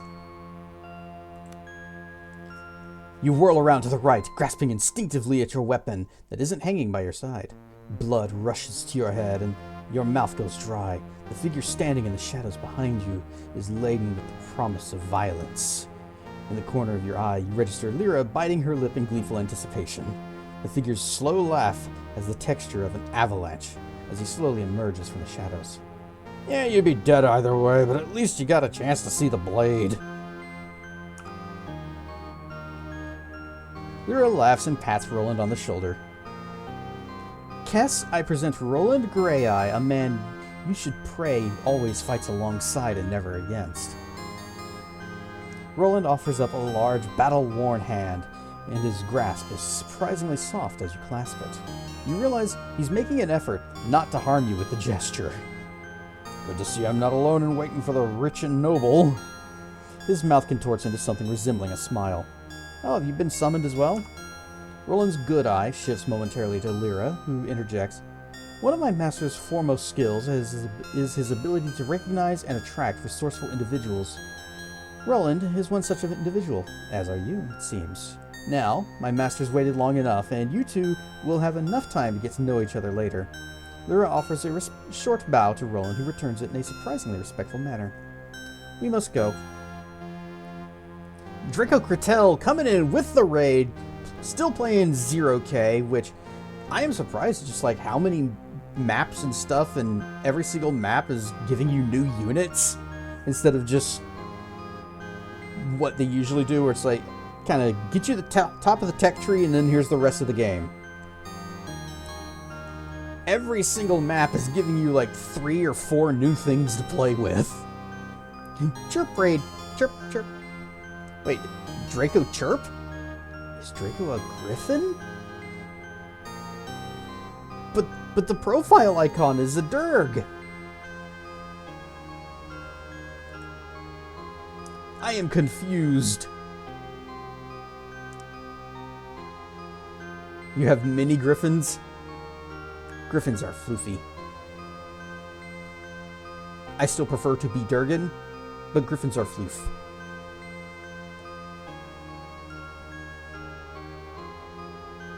Some of your friends call you an omnifur.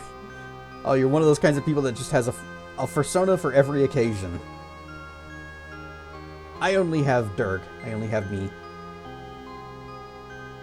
Lyra urgently leads you back through the dining hall. A slight sense of urgency has crept into her step. Wait, what about the wager? Ah, the wager. Very well. What is a fitting prize for such a feat? A kiss? She'd probably punch me in the mouth for that one. Teach me something. Very well. Lyra places a coin in her open palm. Attempt to grab it. Despite several attempts, you fail to snatch the coin from her. You fail because you are waiting for the right moment to strike. Instead, you must strike in the void between moments. Ponder this. Now we go. Did that give me something? They are not me.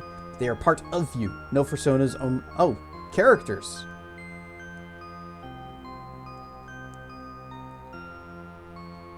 I've never been... I've even like thought of like, what other personas would I have? Because I know it's common for furries to have more than one. And nope, not me. I am just Durg. I am only Kess. As for other characters, I do have other like characters I use in games where they're like, you need to build a party, and I have it's like names and like very broad archetypes, but I haven't really fleshed out, you know, who they are as people. The finality in her voice leaves no room for discussion.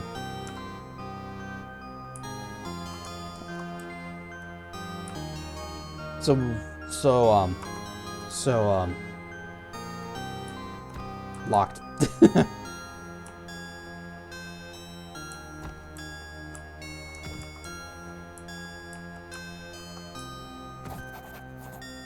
Cato Baron sits tall in the tasteful but modest reception room. He looks less imposing than you remember, and with a few more crow's feet. Nonetheless, he's lost none of his composure or air of casual authority. You take a seat across a formidable desk from him. The study, like the rest of the villa, is half-lit, giving a morose cast to its opulence. The older man's face creases into a tired but genuine smile, which momentarily lifts some of the room's oppressive mood. It's a mercy to see you again. Your own man in your own prime, Cato says. Is he hitting on me? Before a frown consumes his smile. It's just a shame our reunion is overshadowed by the fates of those we love. But perhaps together we can yet improve our collective circumstances. So, you know my father's dead? Cato leans forward, hands clasped beneath his chin. I shan't deny it. I was saddened to hear of his passing. Despite everything, I remember him fondly. You drove him to drink and mercenary work. Kato leans back again. His eyes go distant. He failed in his duties. For an arms master, there is no greater shame than a lapse of vigilance. He drove himself into exile. If he failed, then it was never possible to succeed. That may be so, but it is done. I regret his loyalty could not be rewarded. Sometimes the tapestry's weave is not so easy to discern. By exiling him, you condemned me as well. Your anger is understandable. The hardships that you must have suffered on the road are written in your face, such as the cost of mercenary work, I suppose. But do not presume to understand the forces that were at play, and still are. ...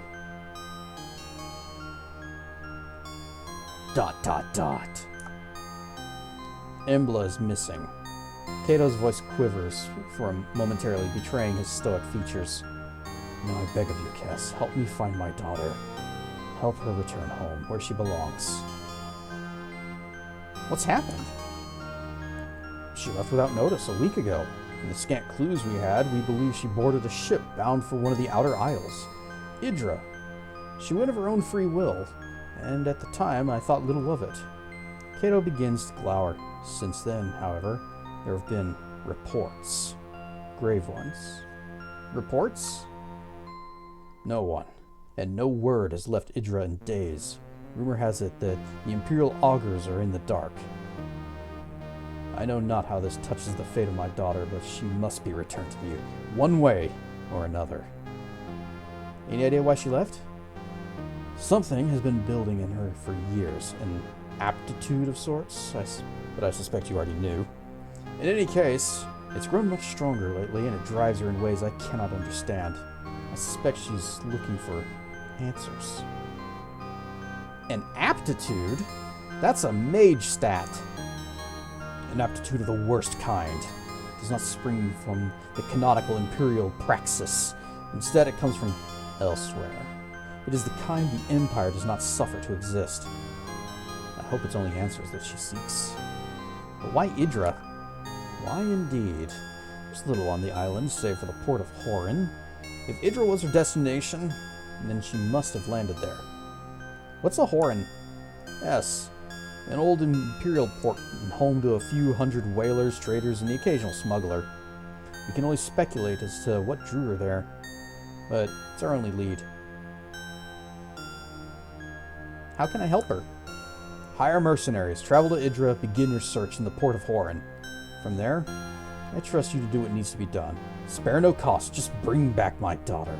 I am a whore in here. No, not in chat, please. Unless you're saying TTS is. TTS will say anything for points for Horde. Mercenaries. Yes, if nothing else, the port will be dangerous enough. That is why I have summoned Roland Greyeye to me, a crude but effective sellsword that I've made good use of before. He shall accompany you on this task. I am a whore for points. Yes, you are, TTS. Yes, you are. But aren't we all a whore for hordes?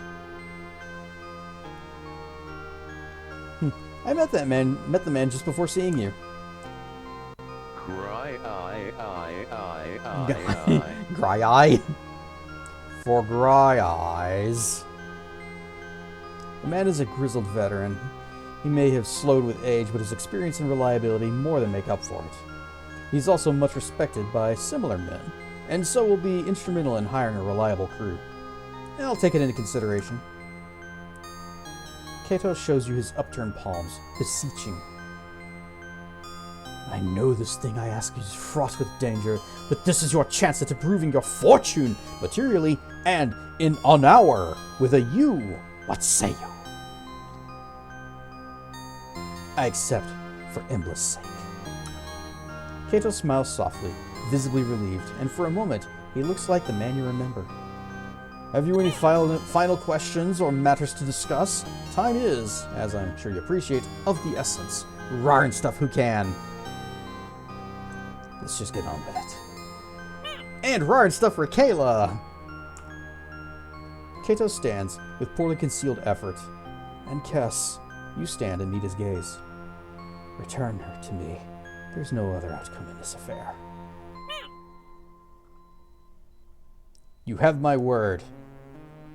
Also, rar and stuff. Oh, Draco, you're here too? You have my word, Kato. Actually, you know what? I'm mad at this guy because he threw my dad out. He drove my dad to drink, and I had to punch him out for that. Punch my dad, not him. I would punch him out though. So I'm just gonna be quiet. I'm doing this for Embla, not for him. Chapter 1. Water. Also, I'm not looking too great up there. Kess reaches level 2, plus 2 vitality, plus 4 attunement. For the first time in your life, you are overcome with a sense of purpose. The path ahead will undoubtedly be difficult, but you're certain that it is the one you are supposed to take. Let's see.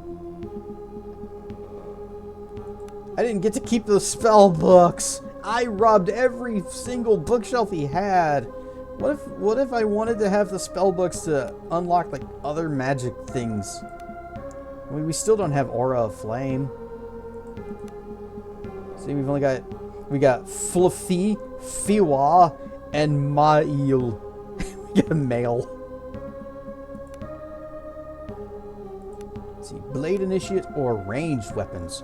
I do prefer swords. I do like swords. Maybe we should go with bow. Fletching. 25% arrow recovery. Doubles the chance. Doubles? 25%? Doubles? The chance of recovering a spent arrow? The percentage chance that an arrow fired at the character will be recovered and used. I'm guessing that it's already 25, so bring it up to 50. So it's additive, not multiplicative 25%.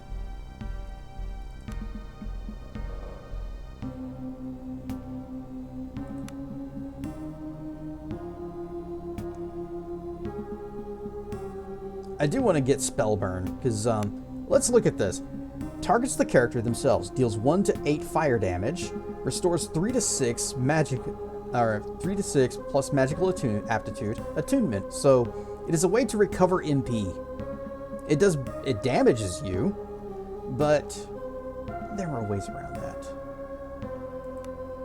Such as, wait, no? Oh, gotta scroll down.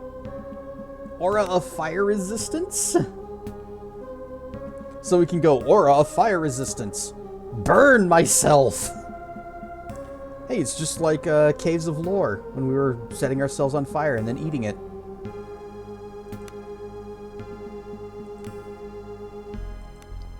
Cast flame, then consume debuff.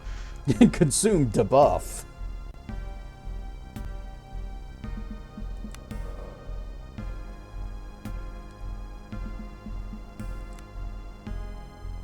Shockwave. Oh, since we don't have any of those books, I guess it doesn't matter. Blink. Targets the character themselves. Lesser haste, lesser invisibility. What's lesser haste?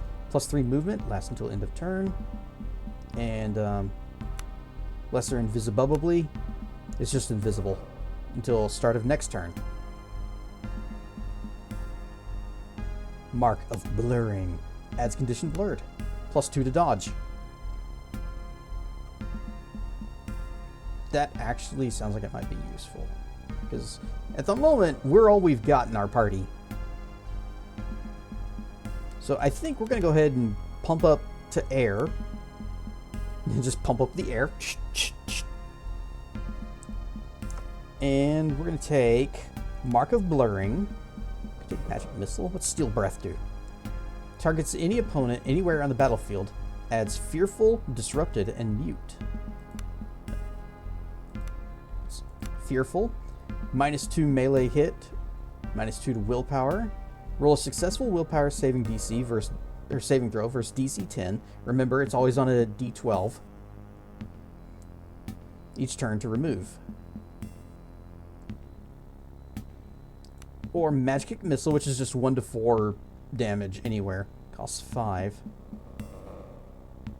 Target opponent anywhere on the battlefield, deals 1 to 4 magic damage, plus aptitude.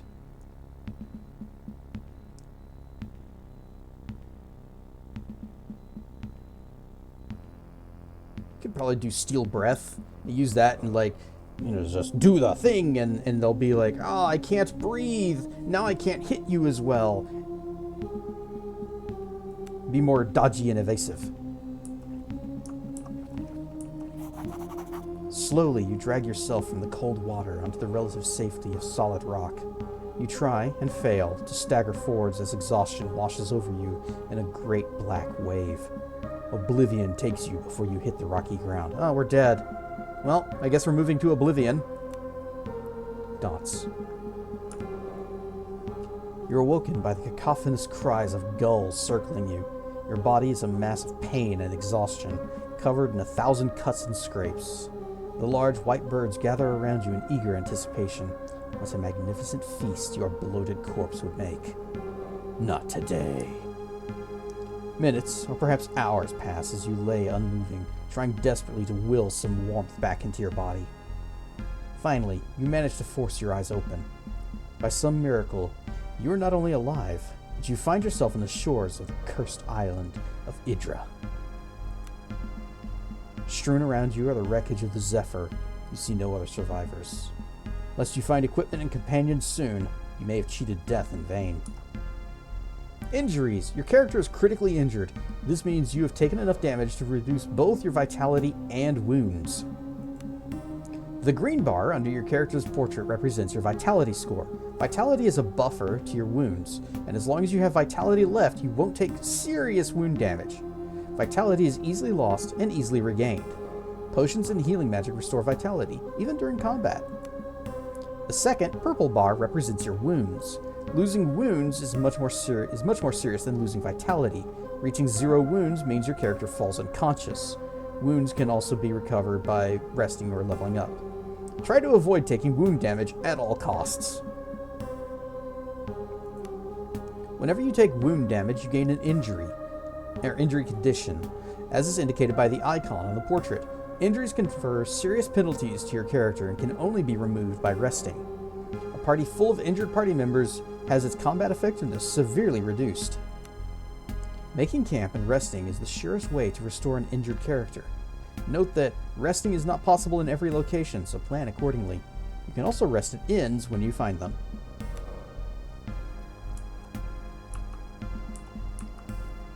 Oh, but it healed us. And you know why it healed us? Because we leveled up, so we weren't actually wounded.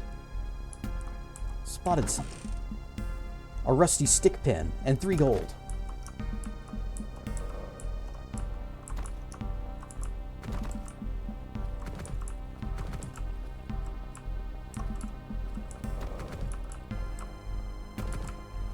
Okay, we can walk in the lightly colored water, not the dark water. I spotted something. I spotted something. A weaving comb, a fork, 2 gold. Moderate attunement tonics. Wading out of the freezing surf, you lose your footing on the slick stones and fall heavily into the ground. There's a sudden blur of movement in the corner of your eye as you frantically try to get to your feet. You slip again. Standing above you on a large rock is a young woman dressed in the Nautical Guild livery.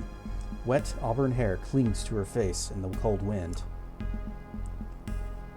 Magi's balls! I was sure I was the only one to make it ashore. The woman leaps from the rocks and helps you back to your feet. Looking you up and down, she fetches a wineskin from her belt and offers it to you.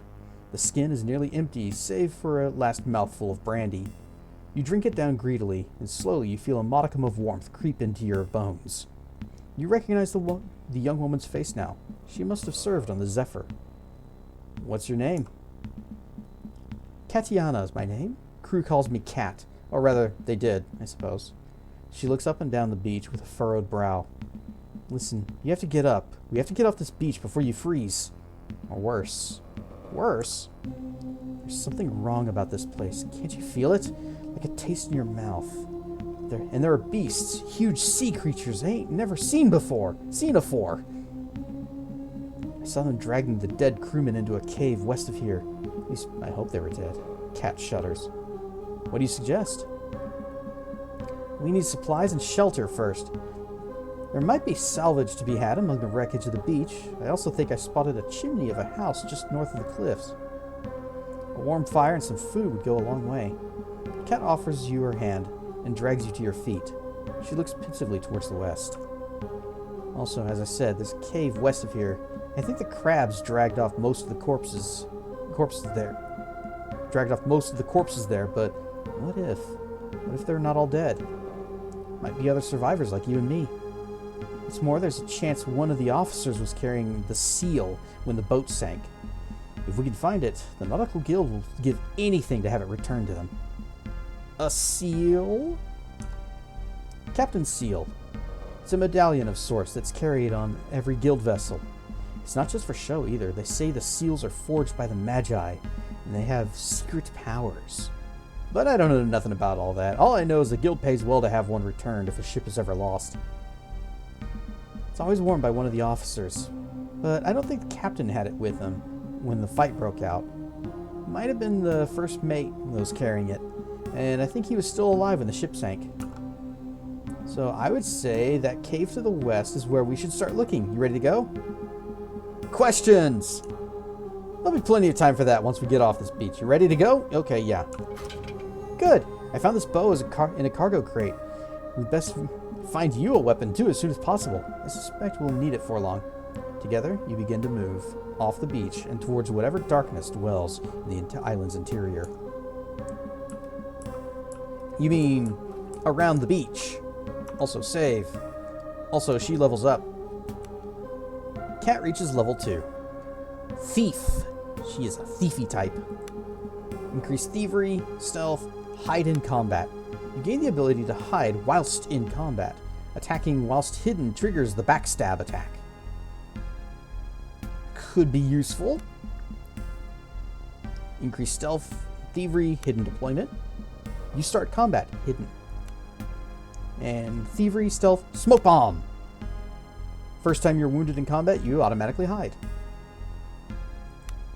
Light weapons initiate. Tradecraft.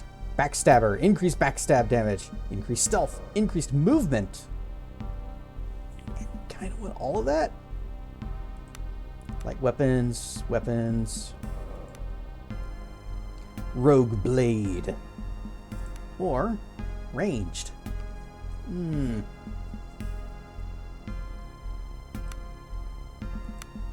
How does backstabbery work? Ah, damn it. A character that has activated the ability to backstab will automatically perform backstabbing attacks against opponents that are either flanked or vulnerable. A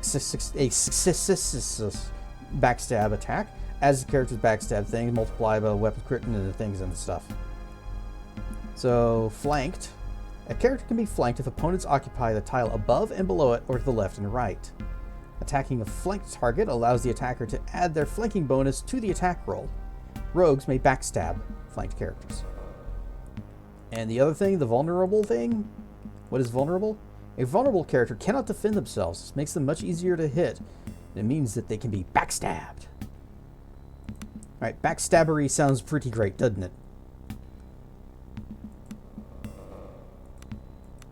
Especially with all these things. Increased backstab damage, increased babstab damage, increased babstab, increased babstab, increased babstab, babstab. There's a lot of increased babstabs. Initiative, evasive. Is that the one that disengaging from melee doesn't cause your turn to end? Could be very useful for a rope. Babstab. Light armor. Increased toughness and dodge. Weaving blade. Dodging a melee attack whilst armed causes you to deal a small babstab.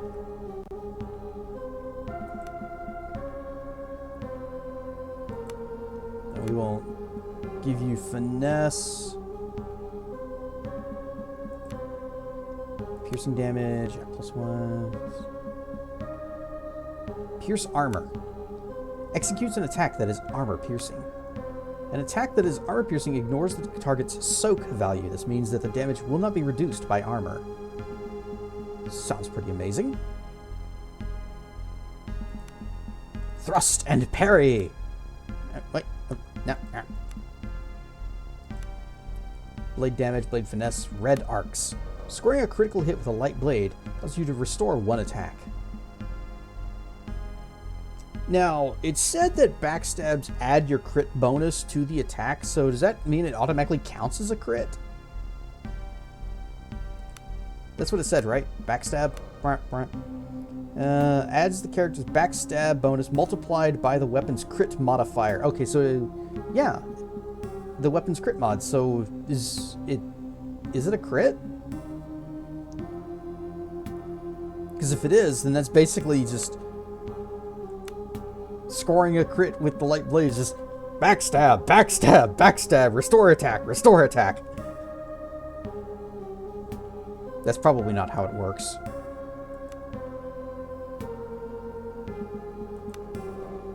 Thievery, stealth.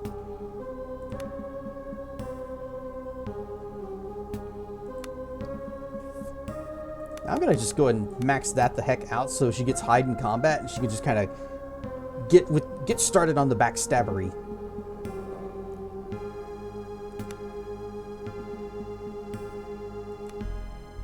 Go ahead and +1 to piercing damage. Actually, let's put that there so she also gets weapon accuracy.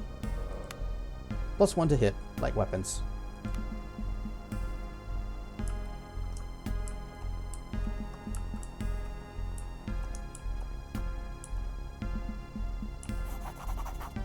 A lanky man with skin like sun-dried leather stares slack-jawed at you. He's dressed in rags with a wide-brimmed hat and a large bundle of scraps slung over his shoulder. Do Basilio's eyes deceive him? More ghosts? Or the sea spit you back out alive? Not many are that lucky. Your eyes fall to the crude spiked club that hangs at his belt. Who are you, and why is your club bloody in that picture? Basilo makes a living picking at what the mother maelstrom doesn't swallow, and it's been rich pickings of late. Crates and barrels and even the odd fleshy morsel. What's the club for? The club is caked in dried blood and of crude design. It has the look of a tool used well and often. Basilo offers up a chuckle that is chillingly out of place as he pats it. Every now and then, Mother Maelstrom offers up a little fish that have a bit of fight left in them. All Basilo does is help put them to rest. How many did you put to sleep today? He looks taken aback by the question. Don't worry, Basilo did them all nice, just like Father taught him. Anyone still squirming gets a knock on his shell till he's good and floppy. Don't worry, been doing it for years. Used to help my dad hold him down, and he did the knocking. Quick as you like. Basilo offers an eager smile as if to reassure you that he's very good at what he does. You murder survivors and steal their belongings? Basilo fidgets in obvious discomfort at not understanding what you're trying to get at. Drowned men belong to Mother Maelstrom. Don't matter if a few of them manage to wriggle onto the shore and for a last gulp of air. They're drowned men nonetheless, and all Basilo does is sending them back to where they belong. That's the way we used to do in these islands. Now, most folks have forgotten, but not me, Basilo. Not Basilo. My family's been here for a long time. Does we murder this man who has murdered others? He would probably kick our butt, most likely, because he has a club, and I've got, I don't even think I have clothes.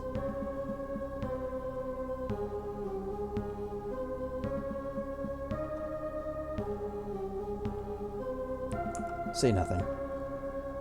Listen here, Basilo has a proposal for you. The man smiles in greedy anticipation. Shore's bursting with bounty today. Man can make a fortune if he sets his mind to it. Better yet, no need for Basilo to risk his hide. You seem fit enough, and I've got coin. I'll buy whatever you bring me. Might even have a piece or two to sell if you're interested. Just beware the clippers. Clippers? Aye, crabs, critters and such. Growing large and strange this time of year. Get your leg in their clippers and they'll lop it right off. So you be careful. Don't worry, Basilo's always given them the laugh, even when he was wee. Must have been just as big back then, though doesn't really feel that way. The old man's brows furrow for a moment. He's lost deep in thought. In any case, Basil'll be warming his bones up at the old abandoned farmhouse right behind us. Find me there. Alright, we'll see. The man slinks off into the fog, heading north. As his form dissolves into the nothingness of the mists, you can hear him muttering to himself excitedly. I've spotted something. Crude Warhammer? I can't use that. But there's 2 of them. And $7.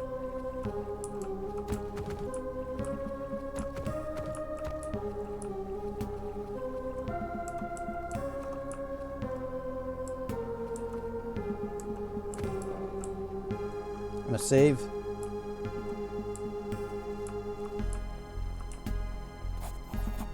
The small farm is overgrown and derelict. It appears to have been abandoned. At one point, you mused, there must have been a quaint place. A good spot to raise a family, perhaps. Suddenly, as if summoned by your very own thoughts, a faint but unmistakable sound of children's laughter is carried on the wind. The sound is oddly distorted, with a strange echoing quality. For some reason, it chills you to your bones. The sound is interrupted by a woman's cry of pain, or perhaps sorrow. Pumpkin.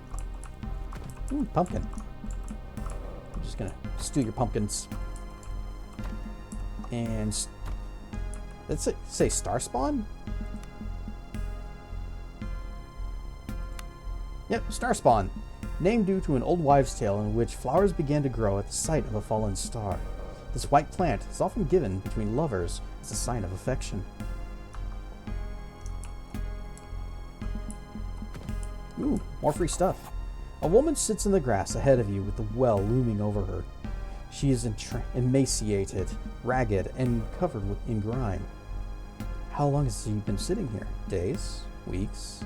She rocks back and forth, almost catatonic. Then suddenly you hear it again. The clear sound of playful children's laughter rises from the well. The woman wails.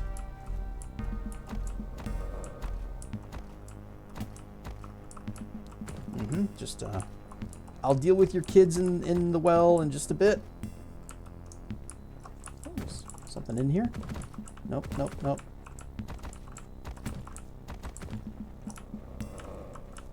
There's something inside there. Oh, how about I... No? Okay, I guess I can't. I was hoping I could just, like, click in here and it would pathfind to it, because you can't just, like, click to move. My children! The woman rocks slowly back and forth as she stares blankly at the well in front of her. What's happened? It took them. Called out to them. I heard it.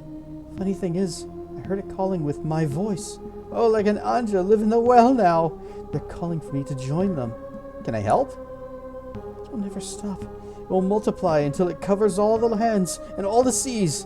And when we're all dead and bones, and the conqueror mold will dress our corpses in black mourning veils. Her voice is flat and monotone, and the strange words almost seem to come from somewhere else. Then she lets out a deep sigh. If I had my children's bones to bury, it would give me some respite. A moment of silence, and then the sickening sound of children's laughter once again rises from the well.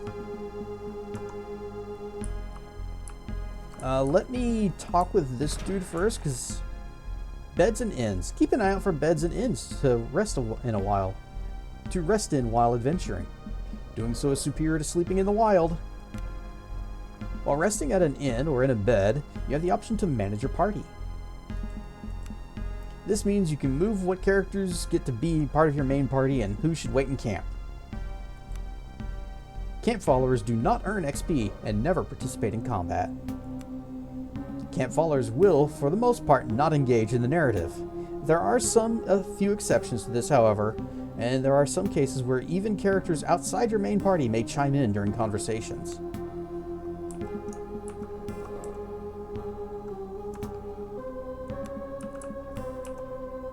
Hang on, chest. The chest ahead of you is wet and covered with seaweed. It also looks familiar. Instantly, you realize this is your luggage from the Zephyr. It has been stowed too well to get to during the mutiny, but by some miracle, it made it to the shore where it must have been salvaged. Better yet, the combination lock remains sound, meaning the content of the chest is likely still unmolested. You best not be getting any ideas of my property, little fishy, Baslo growls as he eyes you suspiciously. I think you mean my property. What old Mother Maelstrom saw fit to bequeath upon me is mine. I keeps. Baslo's eyes narrow as he fiddles with the straps on his club. Then again, that's not to say I might be willing to make a deal with you. What do you have in mind? See, there's a man. A stargazer he is. Came here a few days ago. Perched himself on that cliff right over there. Baslo points to the cliff that rises over the beach to the east.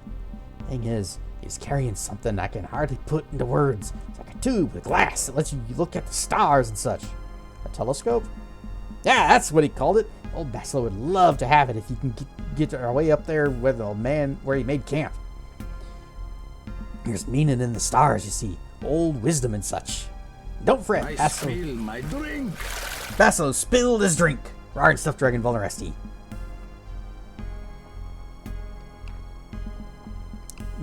Actually needed that.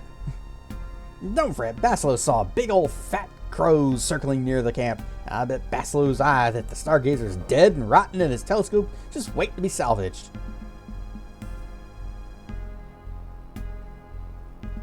Or we can try for this. Will we bring honor to our ancestors?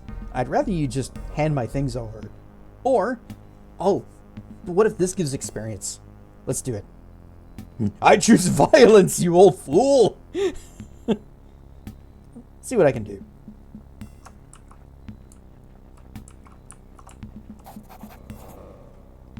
There's the one who cheated Mother Maelstrom and loaded with trinkets for old Baslo, perhaps. There might be some fine coin in it for you. The old man shakes a worn leather pouch that clinks with the sounds of coins. Stay as long as you like. Just don't drink the water in the well.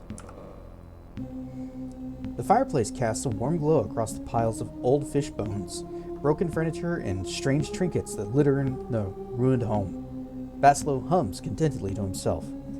Let's trade. I don't want to ask where he got all this stuff. Crude short sword, $23. We have $12. How much you give me for this? 11?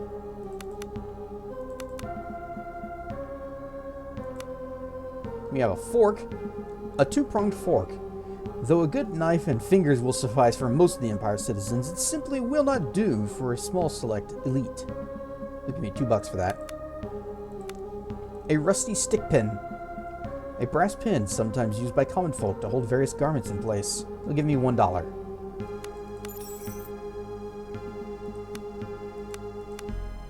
A weaving comb. A tool commonly used in the weaving of tapestries. This one appears to be made from the wood of the yew trees often found in outer isles. They'll give us $1. Well, I need this short sword. I hate how much it's costing me, because it's just about all my money. I would like this shield too, but that's also... Oh! Can I do this? Can I? Yes, I could. There. We have a sword and a shield now. Sword, shield. We are ready for battle.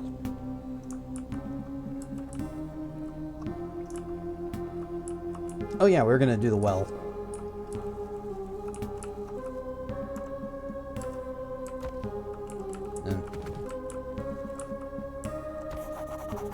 The well seems ordinary enough until you examine it more closely. A thin layer of slimy black mold seems to cling to its walls, and a heavy odor of filth rises from its depths. You could swear you heard something splash around in the shallow waters. A ladder has been placed in the well shaft, and you could easily descend if you wanted to.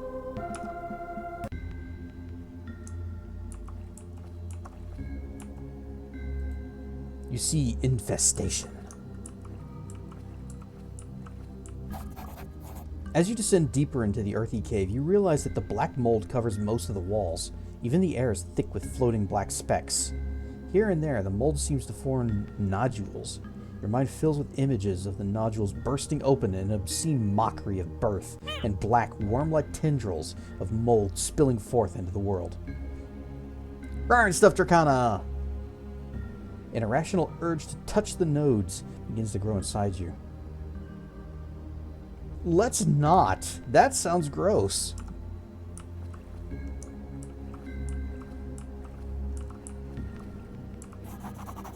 Perhaps it's the thickness of the air or the sickly miasma that fills this part of the cave, but stars flash before your eyes. Your mind is assaulted with images of alien landscapes. Cities? No. Giant living structures, almost like coral, that the traders from the sea gates sometimes peddle, but large, so large it almost touches the sky. Then you see it. The structures themselves writhe with obscene life. Innumerable black worm-like tendrils of black mold cover them. They beckon you. Give in to them. Let them take hold. In the sky above you, something massive shifts. Nope, carry on.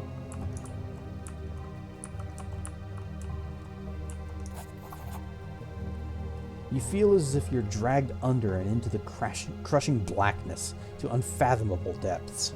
Stars flash before your eyes again, and once more see the impossible landscapes. Cyclopean edifices of writhing black shapes, an age of worms.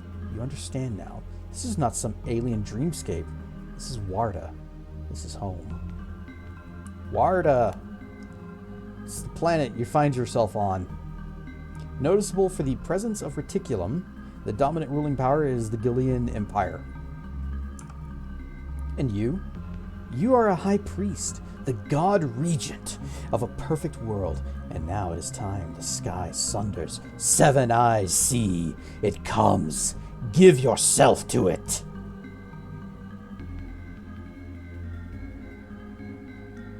Carry on. Willpower. Oh, she has a higher willpower than I do.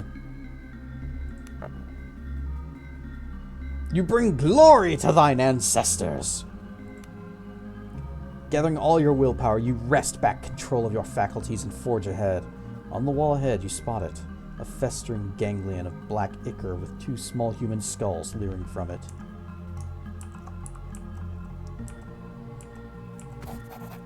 The mass of glistening mold postulates with a grotesque peristaltic motion as you approach it. Embedded in it is a collection of small animal bones. Nonetheless, you have no problems identifying two complete, small human skeletons.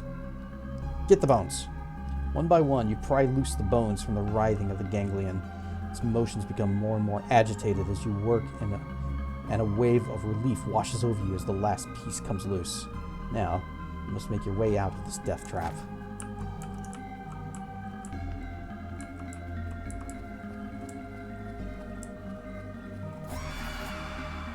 The two diminutive shapes materialize as if from the very walls themselves, bodies alive with writhing mold. Their blank, idiotic faces stare up at you in a grotesque imitation of life. Your blood runs cold as organs that should never shake. Human voices present you with the dragon fruit. I spill my drink. And make you eat and drink.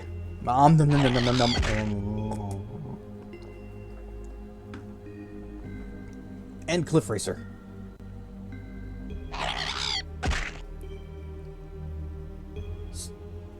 Organs that should never shape. Human voices spill forth the sound of children laughing. A loud shriek escapes from the horrors, and in a maelstrom of writhing blackness, the two pathetic creatures reshape into lean forms that tower over you. They do not intend to let you leave. We out? We have to roll a 7 to get out of here. We bring glory to thine ancestors. Feigning a left and then dashing right, you manage to slip past the mindless creatures, and before they manage to regain their bearings, you have clambered up the ropes and escaped the well. As you flop over the rim of the well onto the ground, a faint "Mother" escapes from below. The skeletal figure of Marita sits in front of the well, rocking silently back and forth. I got your kid's bones. Marita looks up at you and blinks as if waking from a dream. Without a word, she gingerly takes the small bundle of bones in her arms, as if it was a swaddled infant. She cradles it for a moment, and then looks up at you with grateful eyes. She gently strokes your cheek once, and then turns and wanders into the fog.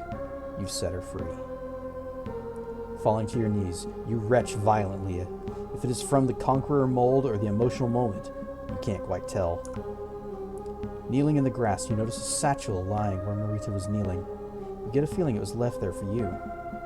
Slowly, you regain your composure and get to your feet. Shambling away from the well, you suddenly stiffen. Did you just hear something? A child's voice, perhaps? Or was it just the wind? We got a ring, a potion of cure disease, a cookbook, and $16.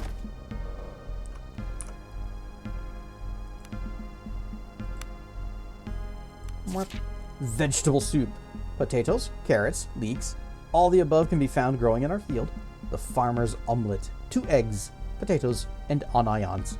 Seabird eggs will do just fine. Onions grow wild in abundance. Does this ring do anything?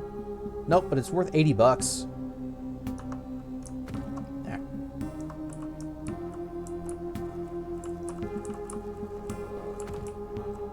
Hey, buddy. I got thing. Let's trade. How much you give me for this ring? $30?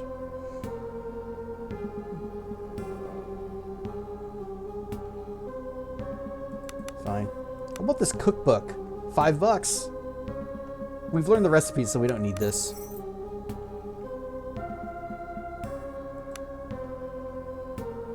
Probably 15 gold for a lantern? We'll probably find some for free. Almost missed this over here. Sorrow Eater. Oh, I leveled up. Right. Alright, I'm just going to put all these points into here. We have increased lore, which is whatever, fine. A blood-curdling howl cuts through the fog. Whatever its source, it's not far away, and it sounds dangerous. Save. Or maybe we should go back to the cliffs. Or back to the beach, not the cliffs. Whoops. I realized there were red outliney things. You go there. And I'll go here. Actually, let's scoot further back. Burp, burp, burp. Okay. Dire Hound goes first. Begin! Aw, was I just slightly out of range? Sorry.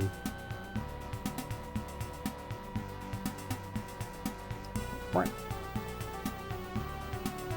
No, I'm gonna cast a spell. I cast Mark of Blurring. Ooh, Cascade. Skald! Rar and Stuff Berry.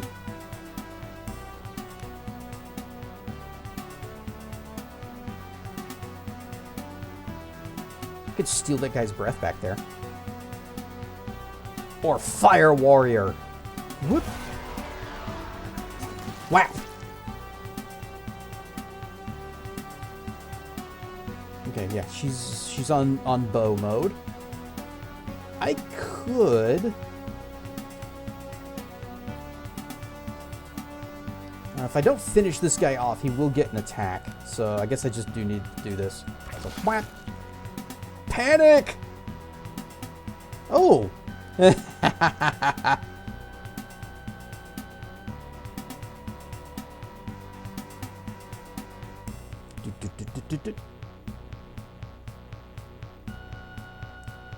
Okay. Hide in combat. Target user, click anywhere. Yep. Boop. Invisible.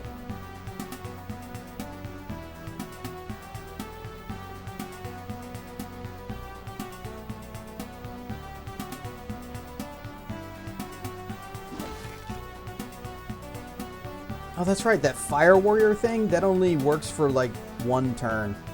So it only gave us that one extra attack after we used it. I guess we did get +2 to strength, but that's a better spell if you use it and still have your cascade, so you get both attacks. Sneak attack. Oh, no sneak attack? I guess you don't sneak attack with a bow. That would be kind of weird and silly. But she was in stealth, so that should have counted.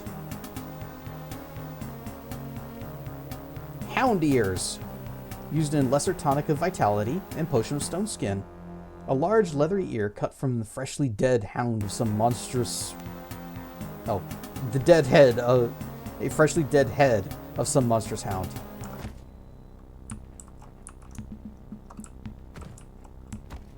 Nope, I don't want to climb that. No. I was just poking it because it was flashing and it's like, oh, flashy thing, I need to poke that. A body lies broken upon the ground. Though it has been gnawed by hounds, it seems clear that this person fell or jumped from the cliffs above. Yeah, but does he have anything, any loot? Any loot?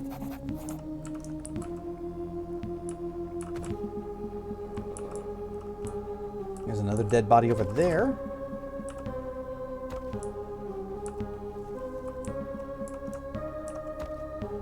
Okay. Athletics, difficulty 10? I don't fancy your chances with that. Because we got at best a +3. So I have to roll a 7 out of on a 2d6. Let's bring glory to our ancestors. Ow! You fall down the what? You fail to scale the wall and fall down. Ow! Oh, that. Okay, yeah.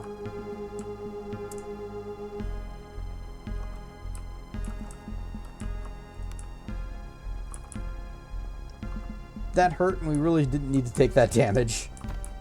I got a feeling we're going to be sleeping soon.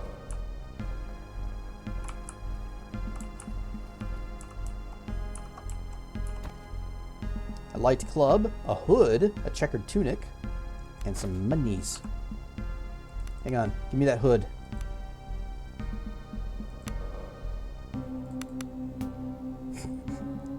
Huge difference. You know, I'm going to give her the hood. Because, you know, rogue, thiefy's hood. Mages use hoods too. But I think it looks better on her.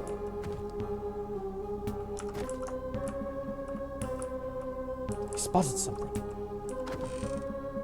2 rations.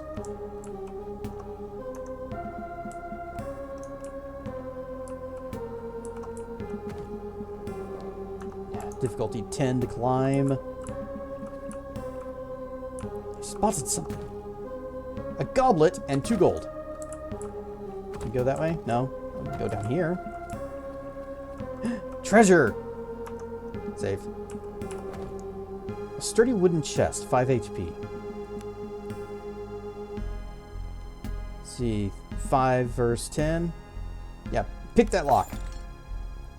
You blew it. Pick that lock. Got it. Stone skin and bless. Potions. The stench of rotting flesh fills your nostrils. Ahead of you, grotesquely misshapen crustacean horrors feast greedily on the corpses of the dead crew of the Zephyr. Blasted horrors, Cat spits through her gritted teeth.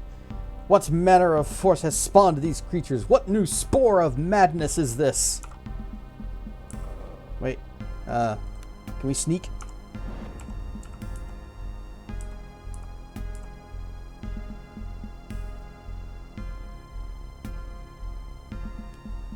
Commence combat.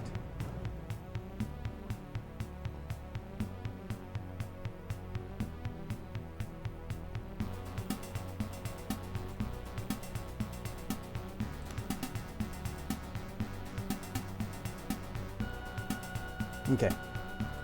We go first. Phew. Oh, that's not good.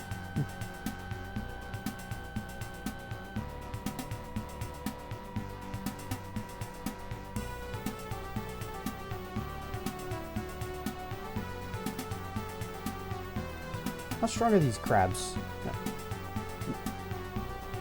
Not alert. You know what? I'm not gonna cast spells. We're just gonna melee these guys down. Now they know we're here. But they missed their first turn. Panic! Whew.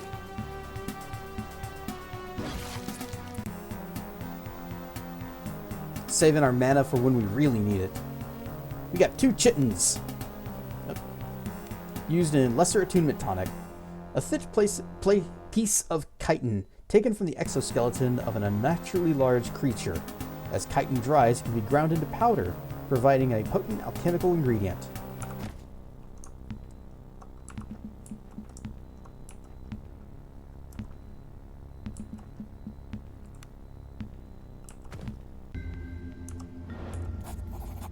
Eons worth of the sea's ravage upon the land has given birth to this cave. From its depths, a stench of seaweed and rotting flesh rises. So foul is it that it feels like some evil entity attempting to force its way through the pores of your skin into the core of your being. Toughness, try not to vomit. I guess we're both just as tough. Success! We bring glory upon our ancestors by not throwing up in the cave. Stealing your resolve, you manage to calm your breathing. Though the stench persists, you manage to push the image of foul things in the darkness feasting on the spilling entrails of swollen sea corpses from your mind, at least until you thought about it in that much detail again, and you carry on into the darkness. Sneak. Cave child?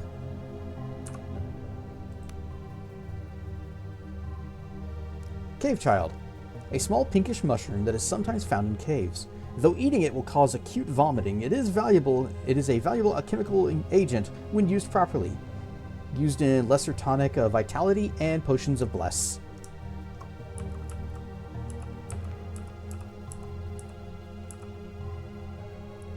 Whoops. That's, they spotted us instantly. Attack! To the last! Do they know we're here?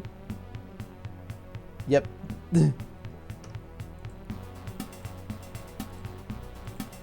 So what I intend to do, scoot back so that we funnel them in and they can only come at us one at a time. Actually, this is probably perfect. Begin! Alright, I cast Mark of Blurring. And, that's fine.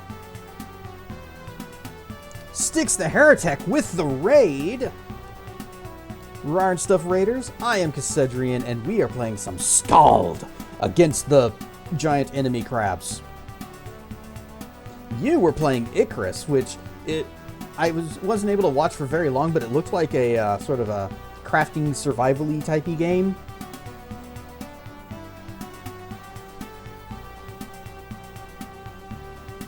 Is that accurate?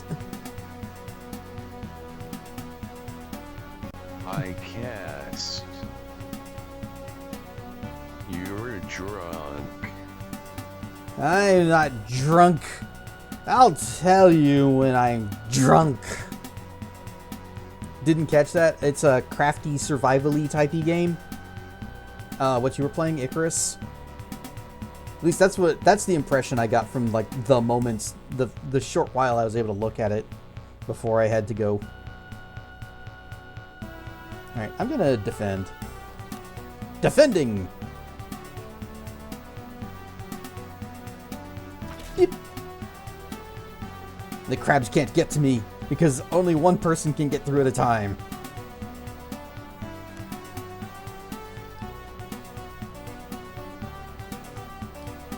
Actually, though, I need to, like, scoot back a space, so she shouldn't have attacked.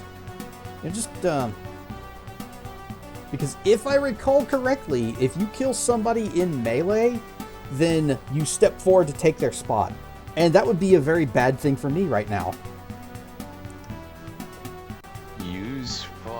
WA. Use Fawa. Fawa. We'll use Fawa next turn. Because right now, actually, it might be a turn or two. I'm gonna use Fluffy.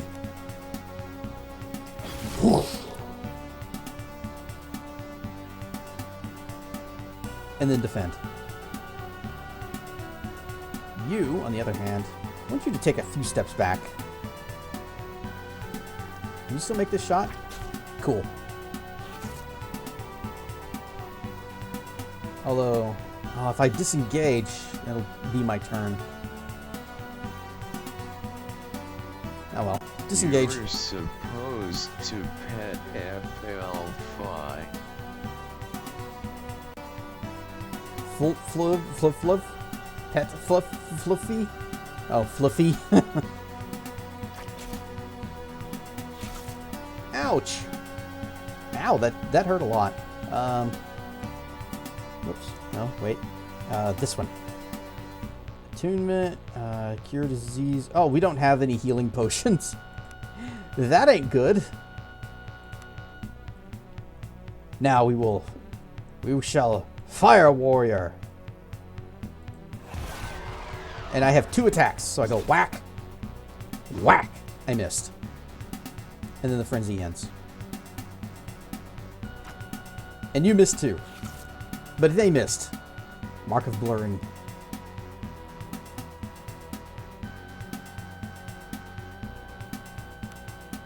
And I don't have enough mana to do anything else, so attack!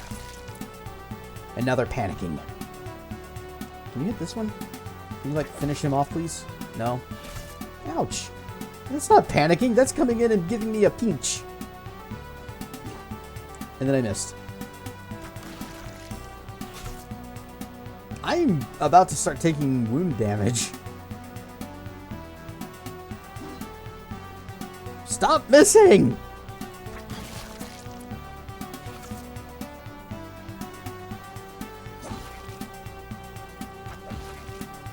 Nice crit, but he's still alive. Victory! And we got some more chittens.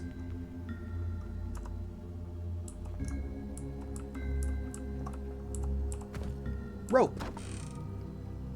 Lamp oil, rope, bombs.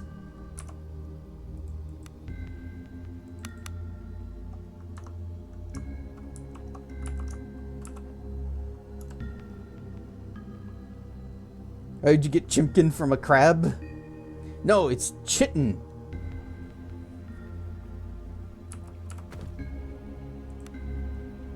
And we're gonna have some good old baked chittens. That's what you call crab meat, chitin. Alright, don't blow it this time, please. You blew it this time, please. Oh, that barely did anything. We only have 3 tools left. Stop blowing it. Pick the damn lock. Wait, is it not breaking the tools? That took a lot of attempts.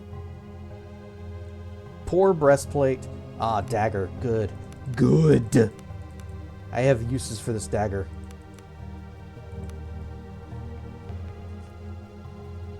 Oh, I was forcing it? I thought I was picking it. No wonder that didn't work too well. Can I... Let's do the lock pickery. Do you.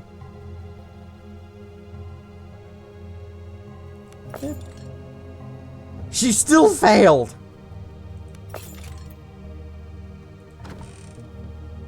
Well, at least we got the things. Chimpkin, marinated, roasted, slow cooked. And a dipping sauce.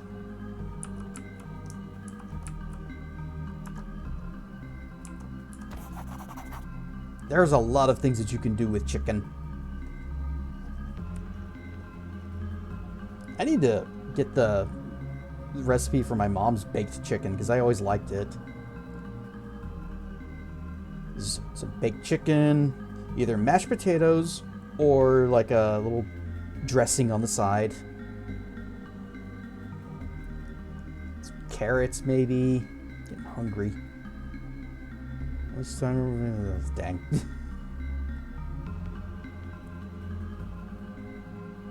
Oh, and of course gravy. You gotta have gravy. I found out that gravy is very much like a southern thing. There are a lot of places that don't do it. Or maybe it was just referring to biscuits and gravy, which is also a thing that I like. But I was just kind of surprised. It's like, you mean that's not a common thing?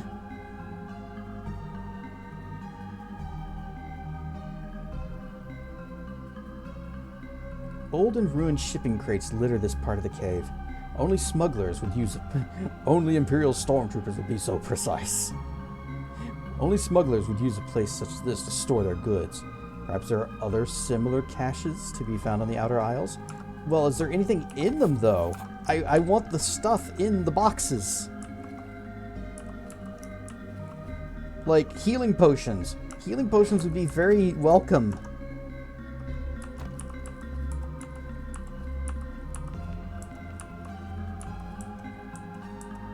Did I just go in a circle? Okay.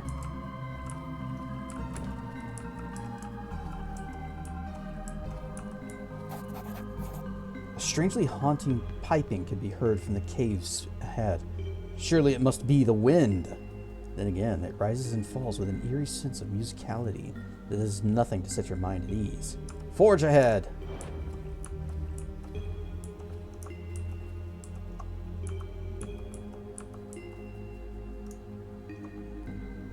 Bats! Oh shoot, no, wait. Crud. I forgot that I actually have to manually enter combat or I don't get the surprise. Metal helmet.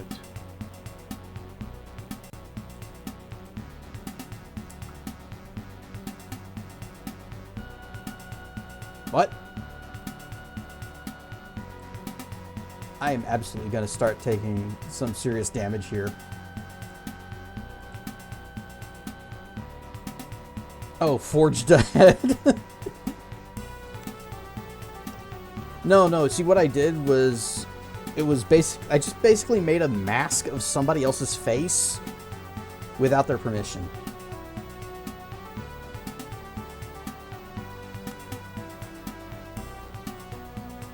Alright. We need to slam down that potion and give me some marks of blur and... Ooh, Cascade. Well, I don't know what else I'd want to cast, so we'll just defend.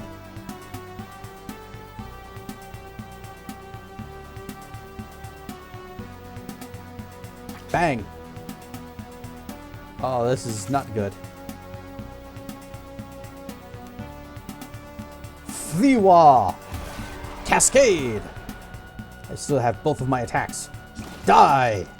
Or, die!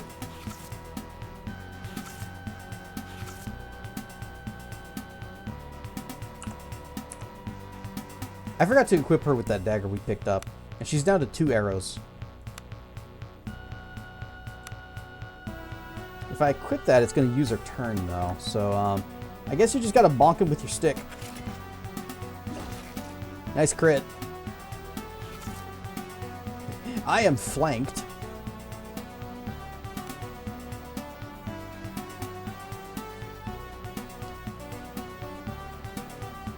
Fiffle! Miss.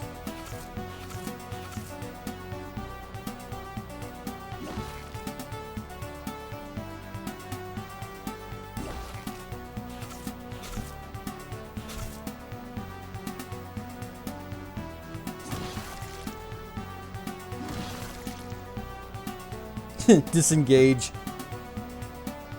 No, I'm not using an arrow on you. I'll just give you the bonk.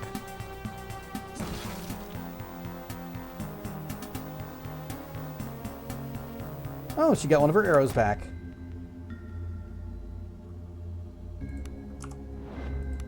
I am probably at 1 hit point. You can roast it, bake it, boil it, saute it, Saute? sear it, fry it.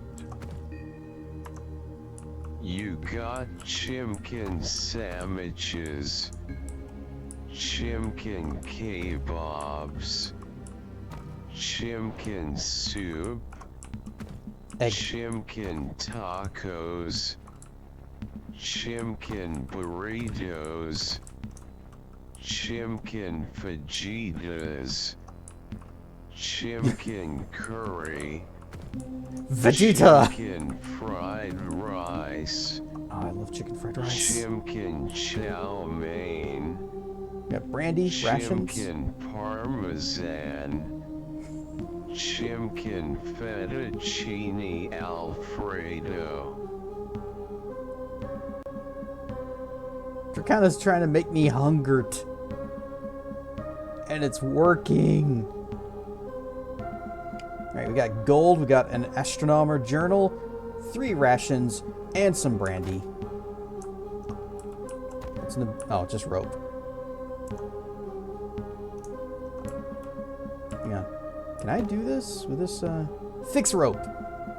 Bop! There.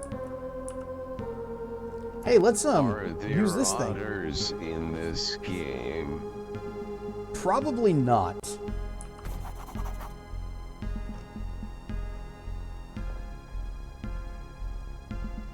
I'm pretty sure there is at least something or an otter.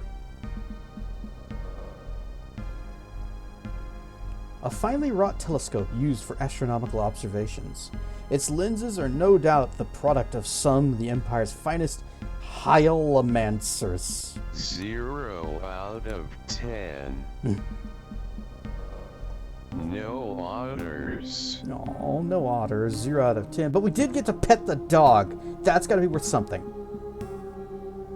Hyalomancers are imperial magi specializing in the crafting of glass. Examine the seas. You look out upon the churning gray roil that surrounds the windswept shores of Idra. Far out there, among the great waves and beating winds, you swear you momentarily see a great glistening shape shifting just beneath the surface.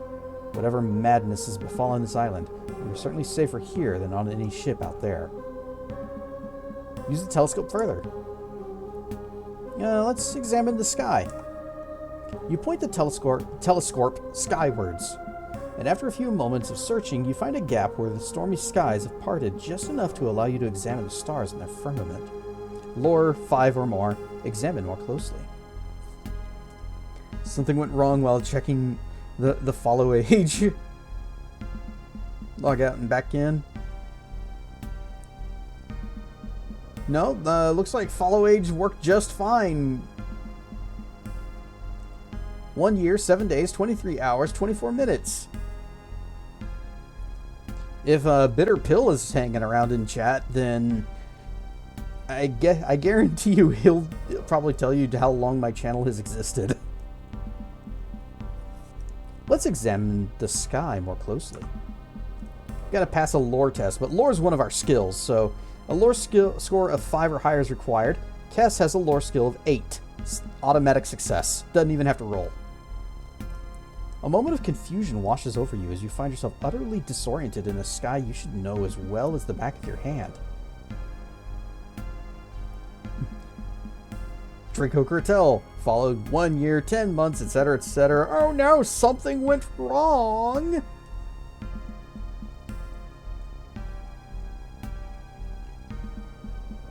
Somehow, the stars you see in the sky are utterly alien to you.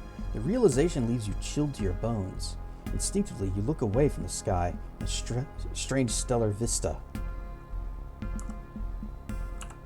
Well, let's see what the astronomer says. Brain age. That was what was it, a DS game?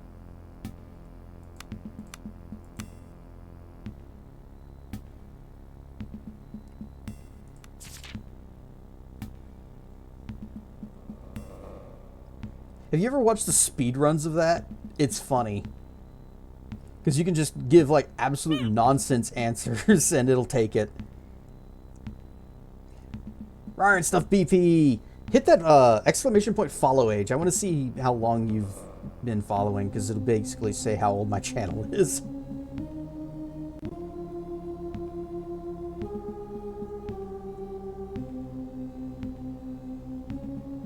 Six years, 1 month, 18 days. I think my channel might actually be older than that. That's probably about when I really... No?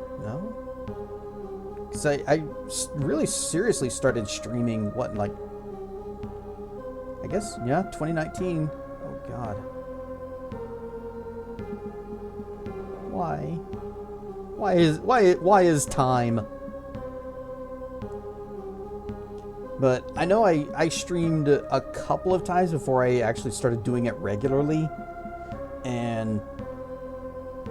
See, I streamed a little bit of Bloodborne, one of the Chalice dungeons, because I wanted to show I think it was Tracana or Tracken, what I was up to and just how crazy bonkers hard that game was. And I also streamed, I'm trying to remember, Star Trek Online had a console launch. And I was doing sort of a compare-contrast between that and the PC version, because I used to play Star Trek Online a lot. I can't remember when that was, but it was also a long time ago. And one thing I do remember about that particular stream was I showed off one of the story missions, and a lot of the little cutscenes in the story, like, broke and animations didn't play. Good times. But at least they're putting more stuff in the cash shop. That's what really matters. That's what people come there for. Anyways, the Astronomer.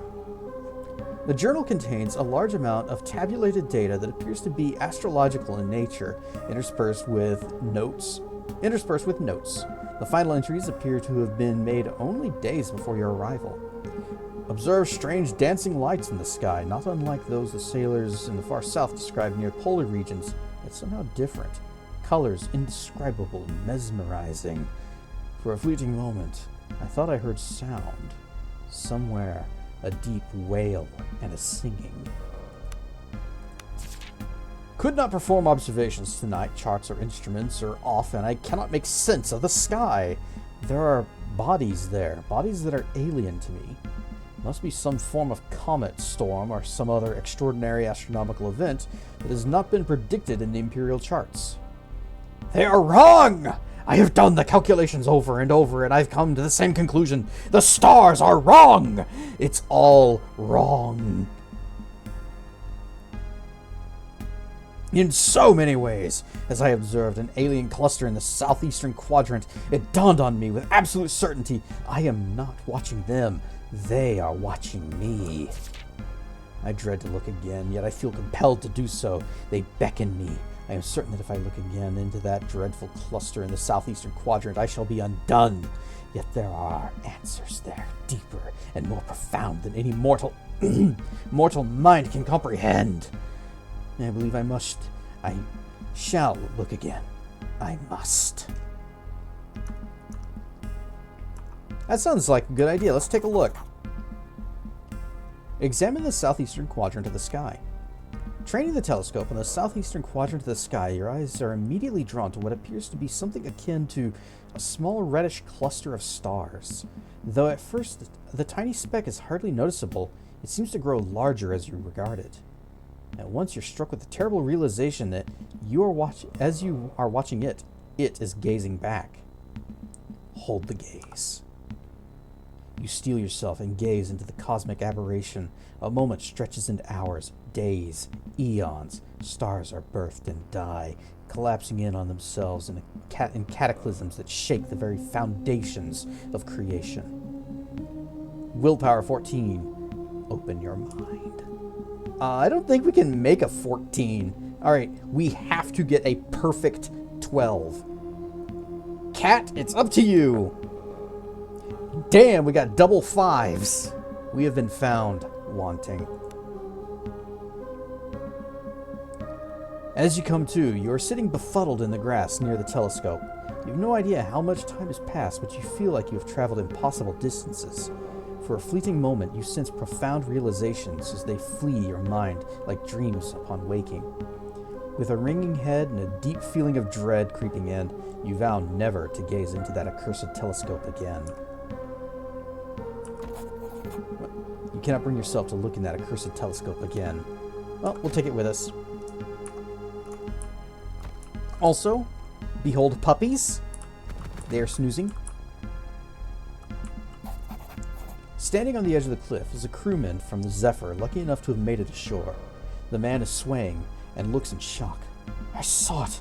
By the dead, I saw it out there! That thing that sunk us! It's still out there! The man begins jabbering incoherently. Rawr stuff feathers! Egg. Sunmouth. And boop, star spot.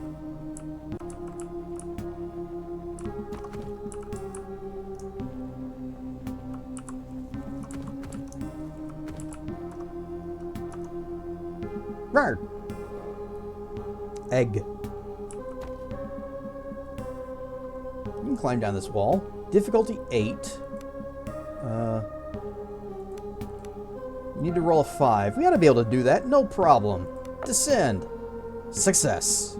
We managed to descend the wall. And now we can get the egg. Eggs. And some items. Some items. It doesn't say what. Some items. Eggs.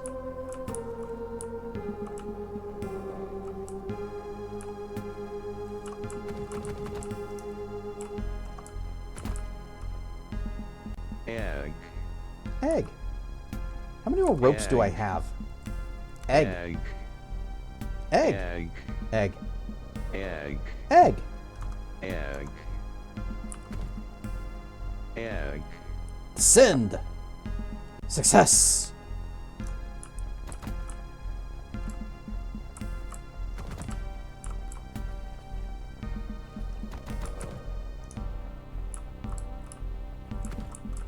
Also egg.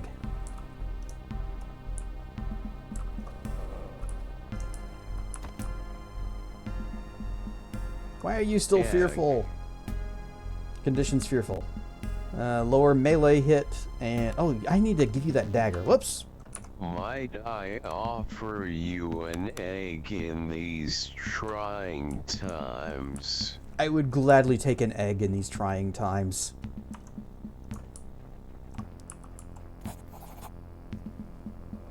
There's the one who cheated death. Cheated Mother Maelstrom, not death, but also death. And loaded with trinkets for old Basilo. There might be some fine coin in it for you. Stay as long as you just don't drink the water. I have the telescope. As you hand the telescope over to the wreck picker, his eyes light up in a not wholly sane manner. Chest yours, little fish! Basilo shouts over his shoulder as he rushes out the door, out into the yard with his new prize.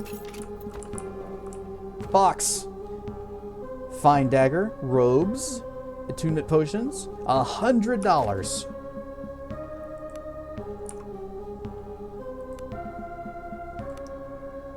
Accuracy -1. No wonder I was missing so much.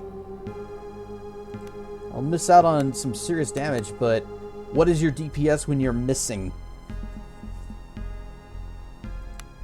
Also, robes.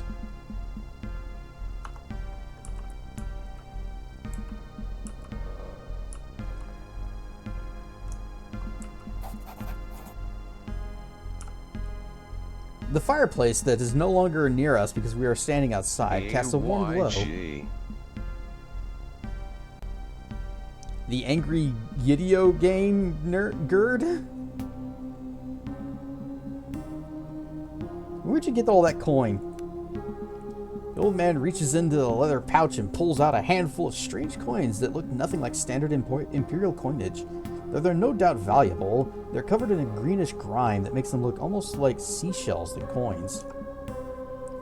Bounty from the deep, handed down from my da, who got it from my granda. Said he used He used to say Grandad was so strong in the old faith that Mother Maelstrom would just let him go down to the deep and visit with them who lived there. Came back with sacks of this, he did. I see. Let's trade. You may have this back. I no longer need it. How much did you... Oh, he's got a new sword. We don't need the sword, but he has a new sword.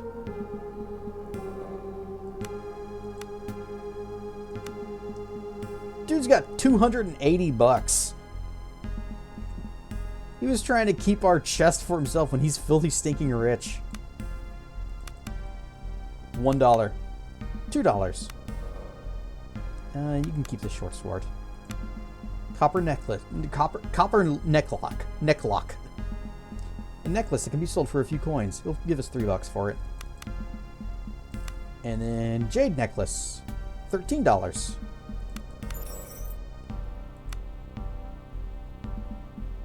No money for the rags. And the vendor will pay you nothing. Nothing. You lose. Good day, sir.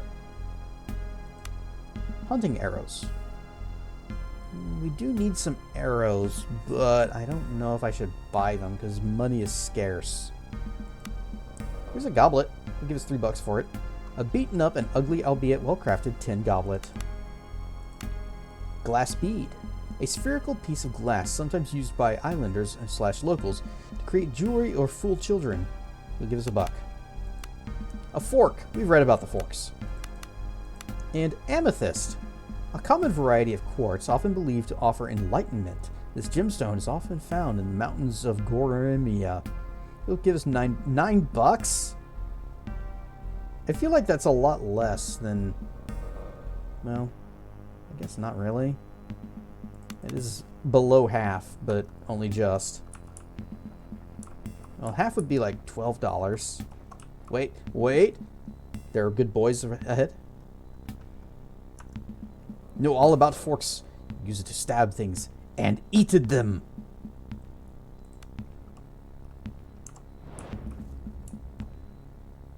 Are we close to leveling?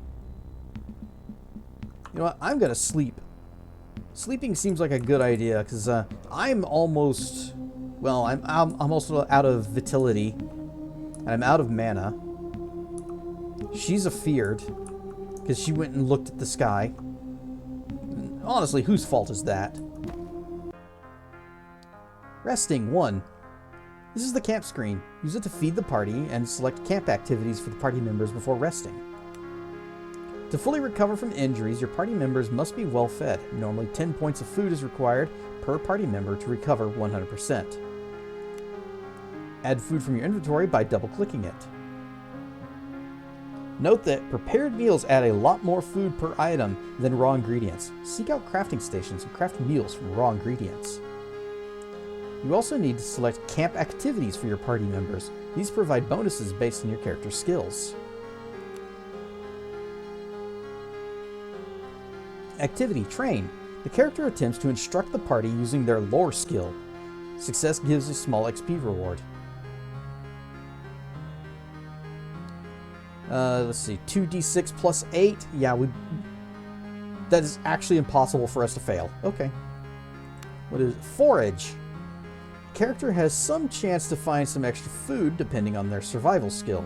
The food found cannot be consumed until the next rest period. And okay, that's a survival skill check. Fletch. Character has a chance of creating a small number of hunting arrows depending on their crafting skill. 2d6 plus 4. So we'd have to roll a 6, so there's about a 50-50 chance on it. Entertain. The character tries to lift their comrades' spirits using their diplomacy skill. Success adds the motivated condition, which I am attempting to scroll over and read about, but I guess I can't. Whatever the motivated condition is. 2d6 plus 6, so I have to roll a 6, 50%. And then back to training. Okay, what do you have? What are your skills? Got a 2, a 2, a 2.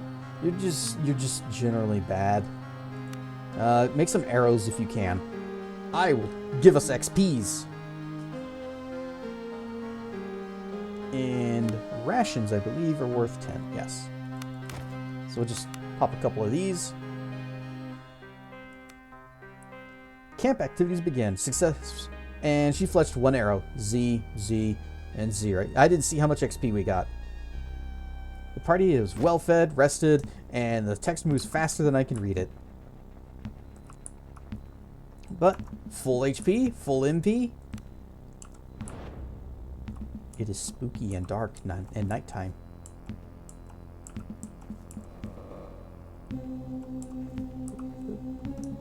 Oh, there they are. Can I get one more step? Okay, that's as close as we can get without waking them up.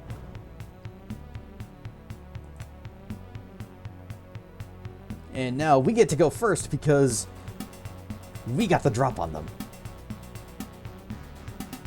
Unfortunately, we're not going to be able to flank them because, you know, they've kind of got their backs against the wall there, which means no backstabbery, no babstab. Dire Hound, Agile Beast. Status ready, but we got the drop on them. We were in stealth whenever I initiated combat. This is some bullshit.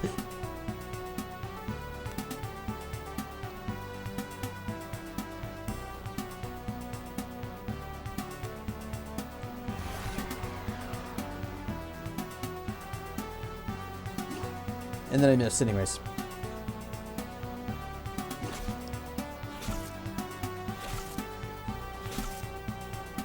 You know what? No matter how this fight ends, I'm reloading. And we are getting the sneak attack that I paid for by sneaking up on them and initiating combat.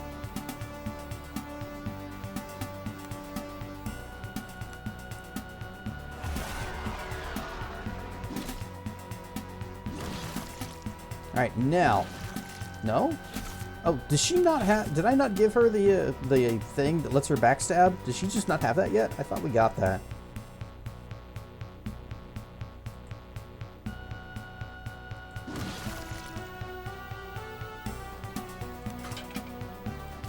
Boink. Nice. And there's our wound damage that I shouldn't have taken.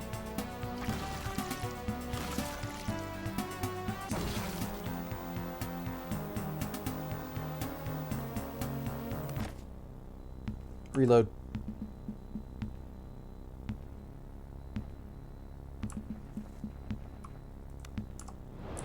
Because we are in stealth, so they shouldn't have seen us coming and been ready when I initiated combat. That was we got robbed. Okay, scoot back, scoot back, scoot back.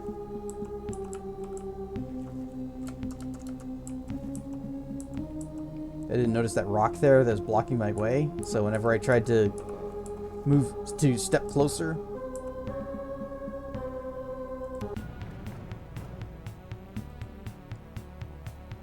they're just ready. They're just ready for you.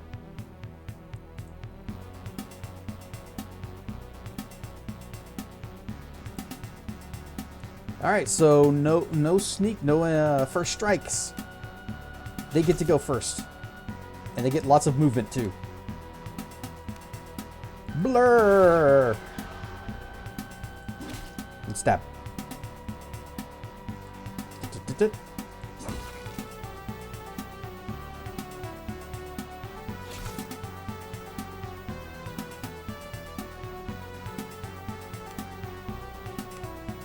Fiwa!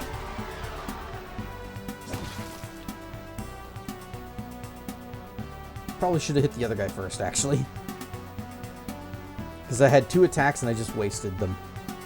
Because I used my 1 attack to kill that guy, and when you kill an enemy, you step into their space, and then we are no longer in melee range of the other dude.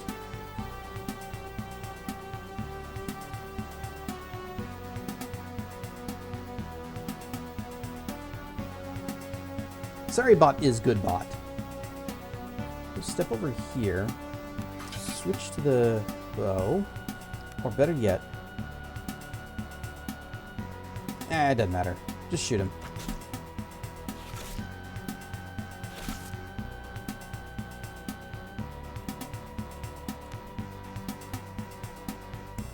Ah, serve the flaming fists! Oh, I didn't get the cascade. Kinda needed that. Up, up. Ah, still taking wound damage.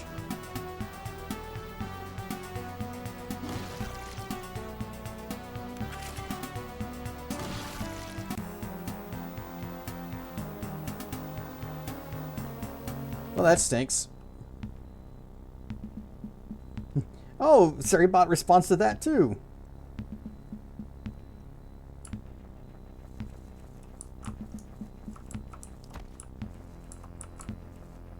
I just feel like I shouldn't be taking that damage at all.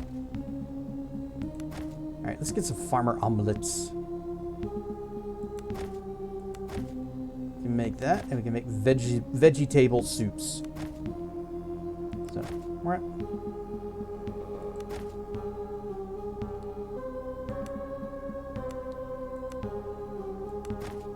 Okay, I actually do have the higher crafting skill.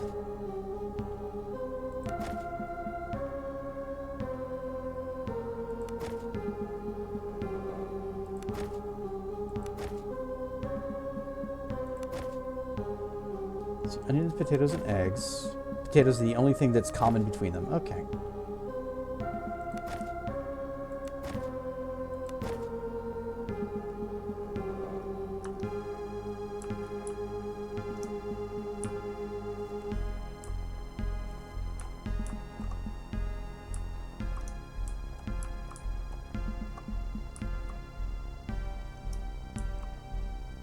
Did we find what we were looking for in the crab cave?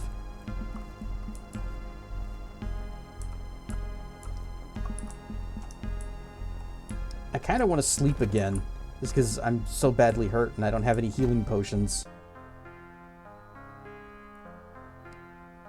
Okay, so omelets worth 12. Vegetable soup is worth 14. Kind of a bad deal whenever you go over the amount that you need, because it's still going to cost us 2. Just give me the rations, it's fine. It's not like it matters what you eat, just as long as you get the points.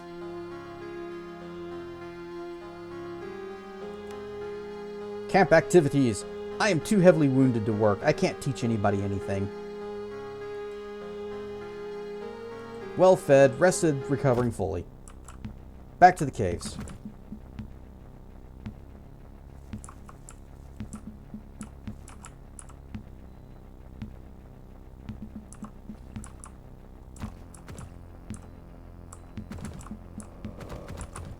Bonk, bonk, bonk, bonk. Stumbling around the beach late at night, running into rocks.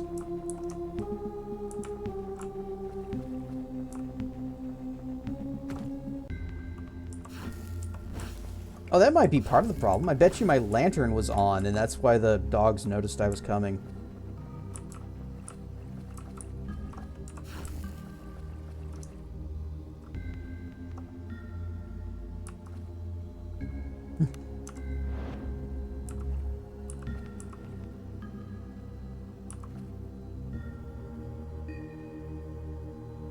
Begin battle! Oh, worms. That is not crabs, that is worms. What are you? Albino leech. Well, we get the first strike because we snuck up on them and did not have our lights turned on. You also a leech? A giant leech. So, albino, giant, Donut. an albino donut, barn stuff, flaming ice dragon.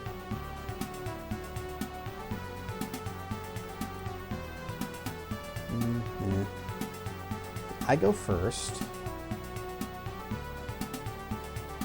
Actually, what if... Can we... Nope, we will not be able to flank that guy.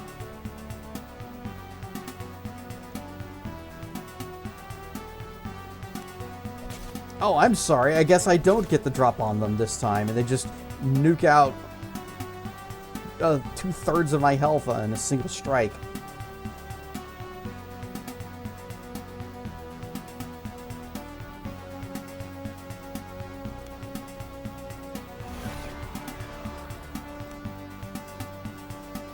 Yes, dragon fruits. I need it for the healing, but it's nom, nom, nom, nom, nom, nom, nom. My health is unchanged.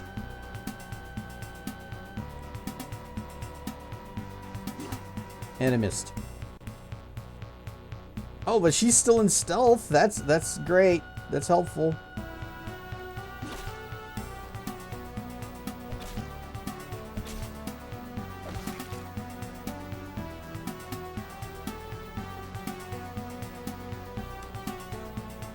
I am a fire warrior. Damn, I suck. So how is it this one was not alerted, but these two were? Is it because I had stepped too far forward and they noticed I was, or somebody was coming? Is that what happened?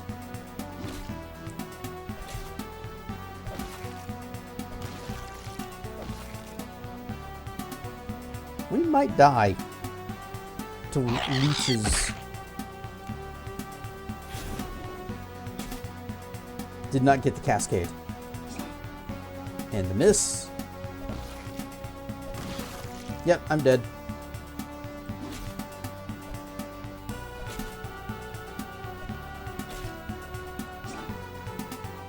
Doesn't matter, just finish it.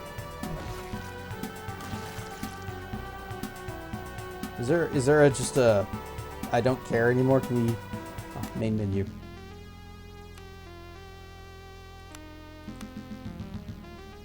Shores of Idra. Okay, so here's our quick save.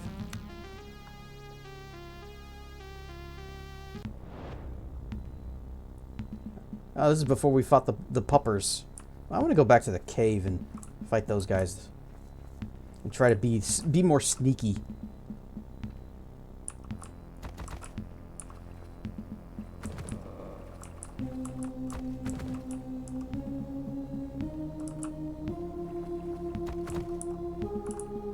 I thought I understood how stealth worked in this game.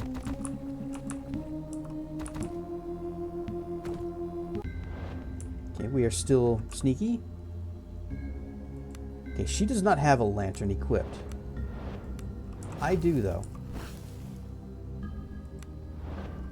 But I guess when you are in stealth mode, it puts out the light, which, well, then why did the dogs alert?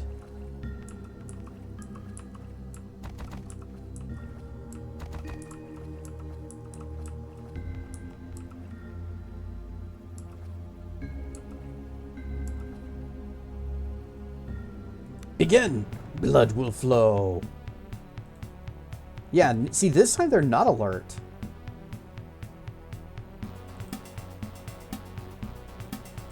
But I'm still gonna go full burn on magic because these guys are tough.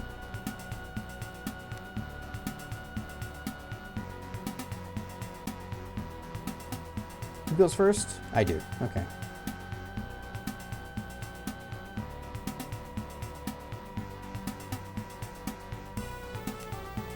Alerted? I spotted something! Alerted! Yeah, did you spot worms?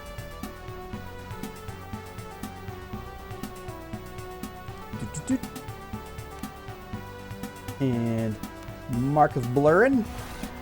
Alright, we got the Cascade. I'm going to attempt to steal this guy's breath. Fearful, disrupted, mute.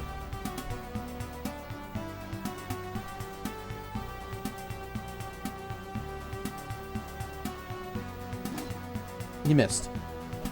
At least they missed too. Fiwa!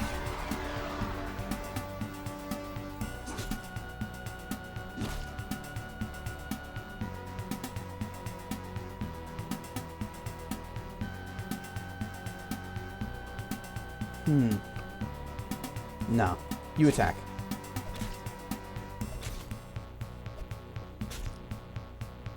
I'm bleeding! Blurred, fortified strength, bleeding. Roll a toughness save throw, DC 10, at the end of each turn to remove. Can be removed with magic. Oh. Bleeding causes the character to lose 10% of their max vitality at the start of each turn. Well, percentage-based health loss is always rough. But it's also really effective against enemies because they tend to have way more health than you do. Speaking of, let's see, did it say Vitality 8, Wounds 7? Maybe not, because I have Vitality 10, Wounds 9.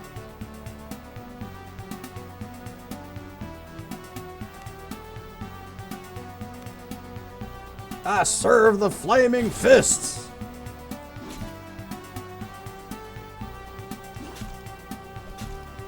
Ack.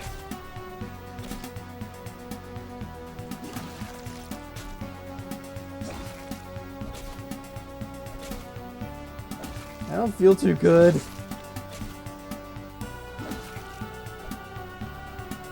And now I can't actually help her with this. So you need to kill this guy. Good job.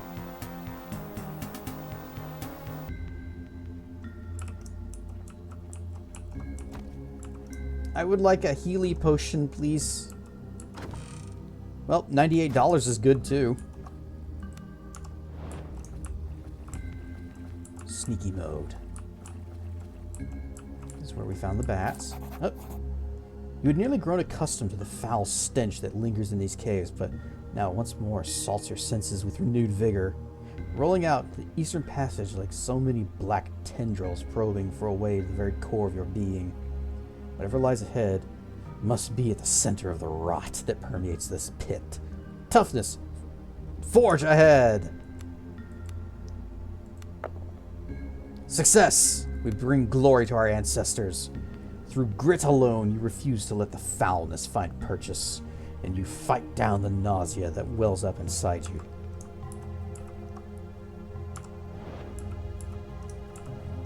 Also, since it took us into a little talkie scene, then it also took us out of stealth. It's a bit of a dick move. Ooh, but a treasure chest. Masterwork Traveling Gloves of Healing. +1 to healing. Also gives +1 to soak, which is good. So I shall take that. Or, I will take that.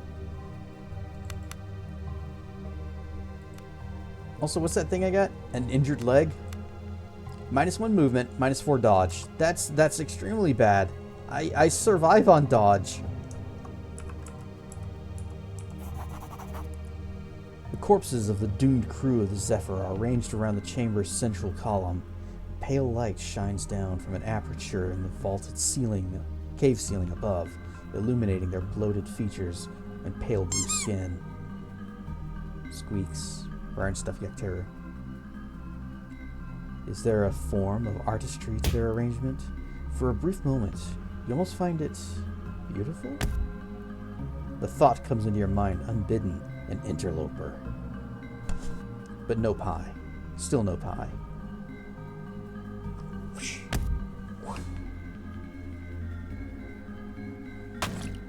You got it.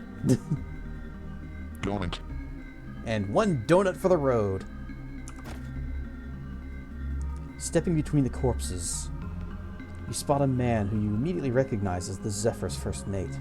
Around his neck, a sturdy chain glimmers, and you carefully fish out a strange octagonal amulet, richly filigreed with the navigational rosette of the Nautical Guild.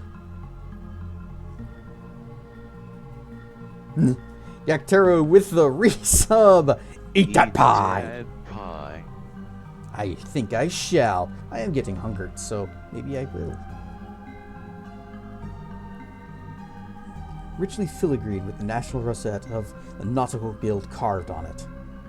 This is no doubt the captain's seal, and is apparently an item that the guild will pay handsomely to have returned to them. As you pocket the amulet, you become aware of movement in the waters still around you. Strange, stalked eyes regard you as several of the chitinous horrors emerge. No doubt the abominations have come to feed on the flesh of the dead, or the still living. Sneak away! We bring glory to thine ancestors! You carefully step away from the corpse and begin to try to make your way out of this horrid chamber. Yeah, we weren't exactly in a condition where I could fight. So... Oh, you need 3 ranks to get backstab. Well, bonk, there. Now we got backstabs.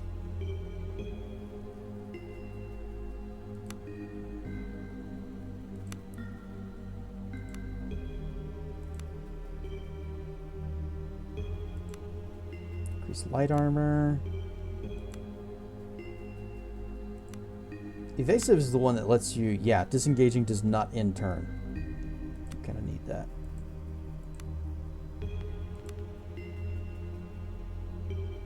Crit resistance, 25% crit hits resistance. Resistance to a condition represents percentage. Okay, yeah, that's not. It's just generally telling you here's what. But is it resisting the crit damage, or is it does it lower the chance of them getting a crit?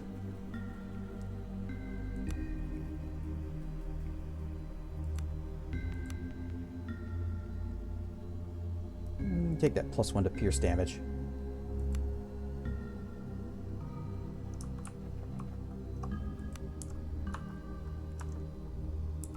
How close am I to leveling? 271 to go.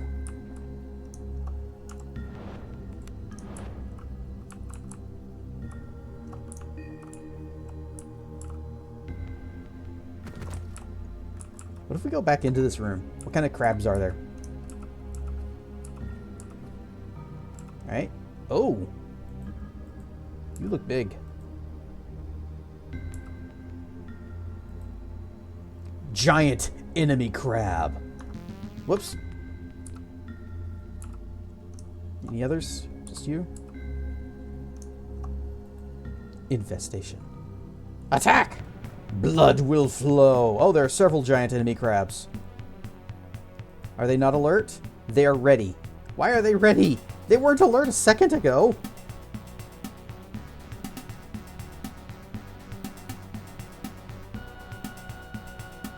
I might actually need her to tank for me.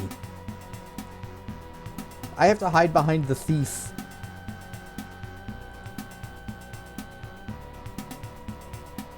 Or, what if I... No, swap them. Swap them. Swap.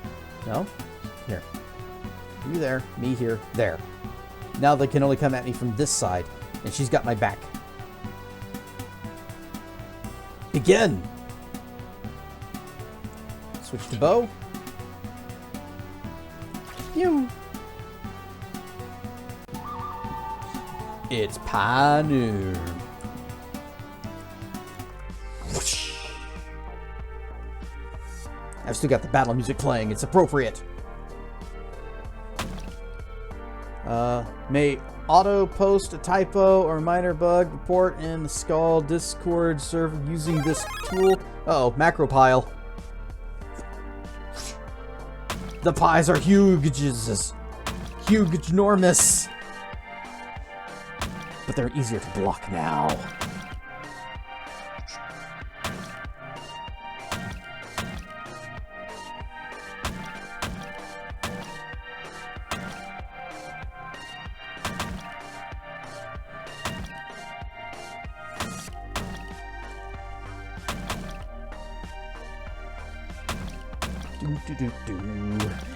Actually, you guys can't hear the battle music going on because that's not on this scene. Look, it's Pi Nuno 1. Blah, blah, blah, blah, blah.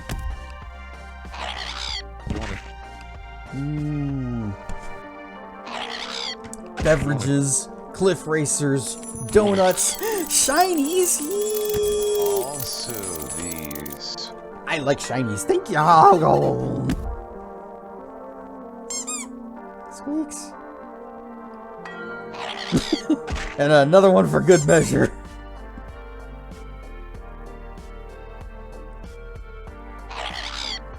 Was the double anvil for the pun that I made about the stream being scalding hot? Is that what that was for? Because I guess I deserved it. These will never get boring. Another dragon fruit? I'm getting so many tonight. Nom nom nom nom nom nom nom nom nom nom nom.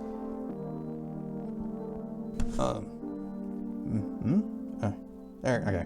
This cliff racer, trying to look at this cliff racer down here. Did it just for the fun of it. Well, that's a good enough reason for me. Anyways, I pushed a button and it popped up with some text about reporting a typo. It's shiny and painful.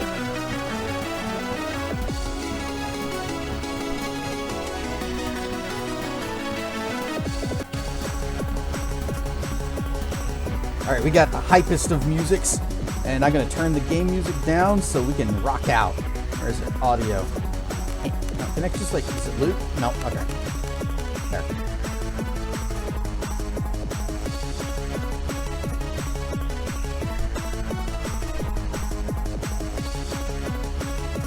Okay, I need to slam down a mana potion. Bloop. So that I may also give myself blur. There. Then,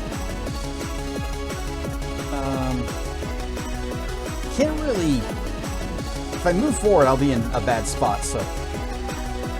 Let's effing go!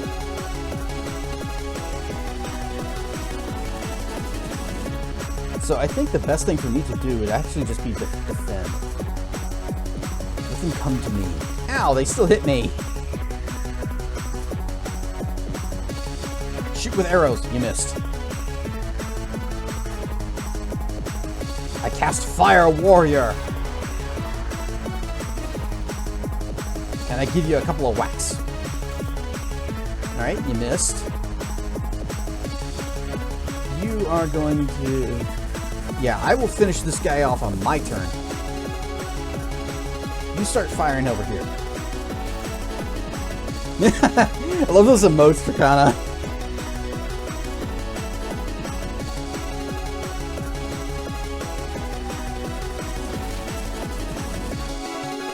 I feel like maybe I need a dance emote, but I wonder what it would be.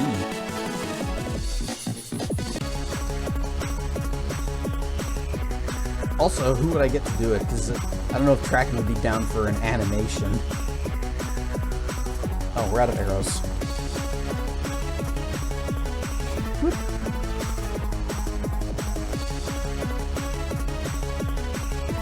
Do I have... I don't. Okay.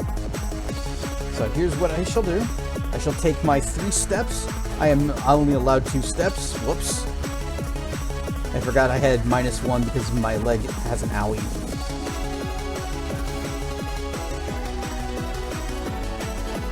I may go forward 1 and fiffle, fluffle.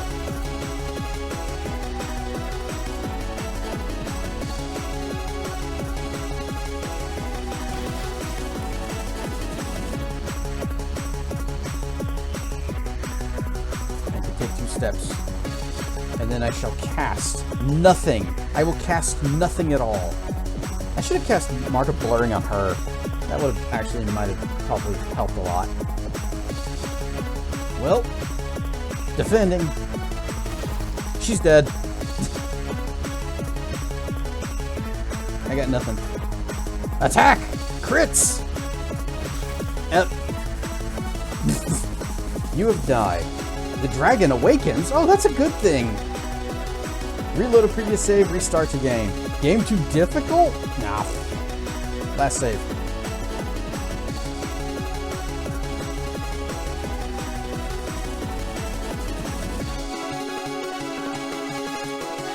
If I was at full health, we wouldn't have a problem here.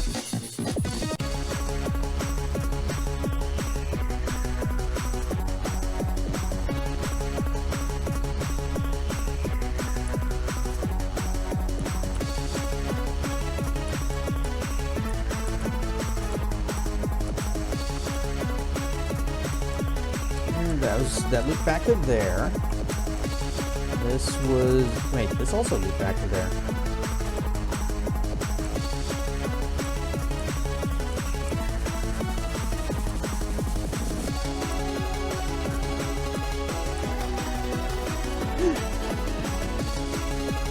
Woot, woot, woot!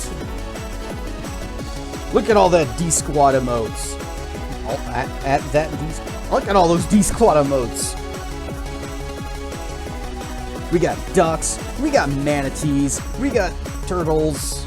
We got some kind of Super Saiyan bird. I'm guessing it's also a duck.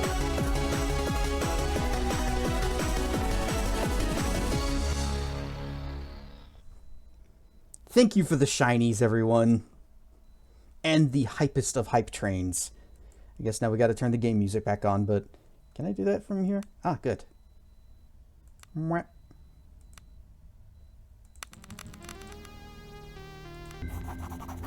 Large, misshapen crabs emerge from the water all around you.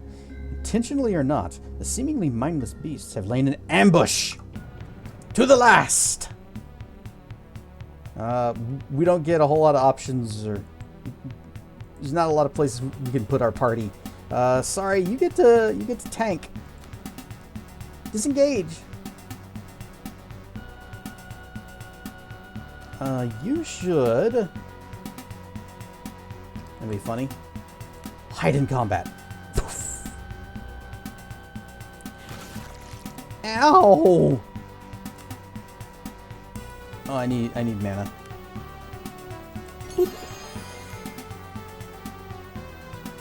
Right. Mark of blurring. Cascade. I should be using fire. Their soak seems to absorb a lot of this. You know what? Keep staying right here. Or would you get a backstab because you're in stealth?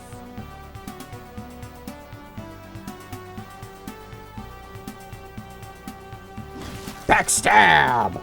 Babstab.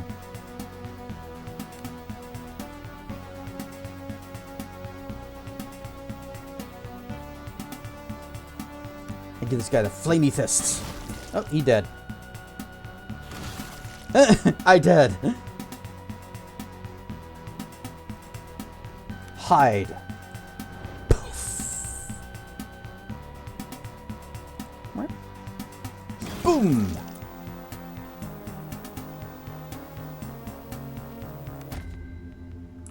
Well, I don't feel good. Hi, friend. Who goes there? A haggard man dressed in the livery of the Nautical Guild huddles apprehensively in the corner of a small chamber. Of the small chamber you're standing in. His lips are dry and cracked, and he appears to be parched. Dead Emperors, please tell me you found a way out of this pit. I have! Curse me. I have to get out of this hole. I don't even know how long I've been in here. Days? It's like time doesn't pass right, but I've not died from thirst yet, so it can't be that long. I just need to get out. How'd you end up in here? They took all the bodies of the drowned, men and women I've known for years, all blue and swollen, dragged them into this cave. Crabs as big as horses. How can such a thing be? What's wrong with this place? In any case, I was too weak to fight back when I landed, and they must have thought I was dead. Dragged me into the darkness. But when I heard those sounds, claws rending dead flesh, something awoke in me. I kicked and screamed as best I could, and they let me go. I ran as fast as I could, but I took a turn in the darkness and ended up here. I could hear them moving about in the caves around me. I didn't dare try to make it out. If you hadn't come here, I'd have died from thirst. The way out should be clear for you now. Thank you so much. I'll live to see another day. By the golden dead, I'll be mending my wicked ways if I make it out of here. No more dice and whoring. Good luck. With the no more dice and whoring business, I don't think you're going to stick to that. The desperate man wastes no time scrambling past you and towards fresh air and relative safety. That was Ari. Cat seems flustered. Poor bastard. Sounds like he's losing his mind the way he was talking. Trapped down here for days? He's in ours, but he didn't deserve none of that. None of them did. Oh, I leveled! Oh, thank God! Give me all of the full heal and I guess everything else you get from leveling. But like the Touched by Reticulum with the spell burn, we can restore our own MP. Now that I think about it, that might actually be bad, because we don't really have a way to protect ourselves from the damage component of that, or heal. So maybe I should not right now. At least until we get down to here with the fire resistance aura.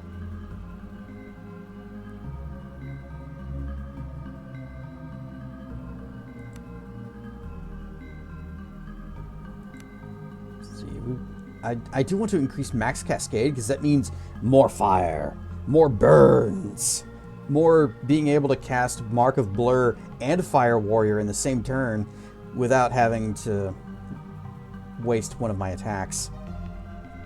I have an itch on my nose, on my snoots. If a dragon scratches their own nose, do they automatically blep?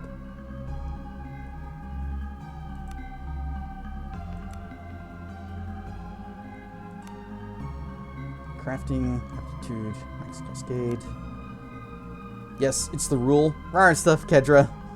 Well, in that case,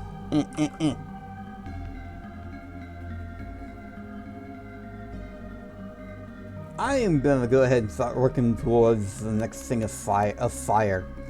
It's taking another level, so we basically got nothing from this level. Actually, I could take one thing and do this. Get a little bit of mana. Bah.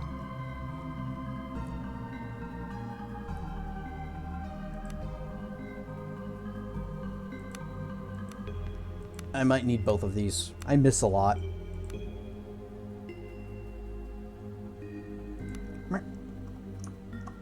Oh yeah, chest. We're gonna check the chest. Pick the lock. Tonic of Vitality, thank you. Cure diseases and cure poisons. Alright. We are now sneaky. We are fully healed. We are slightly stronger with the level up, although we didn't gain much from it. Let's try that other room.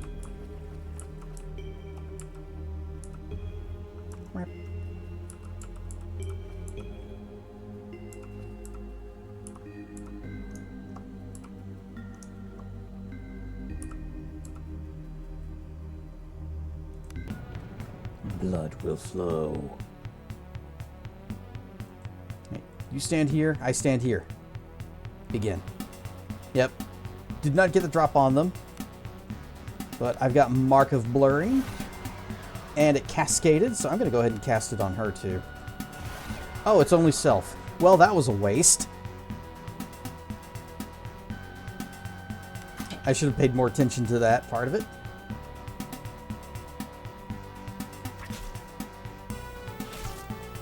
And I still get hit. Even though I've doubled up the Mark of Blurring. It is self only, right? Yep, targets themselves. I am the Fire Warrior.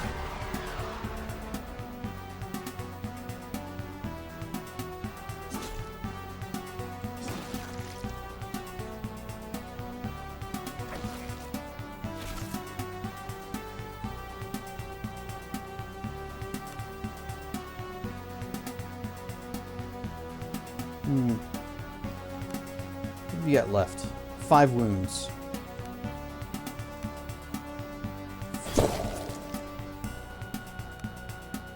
And I'm gonna steal your breath.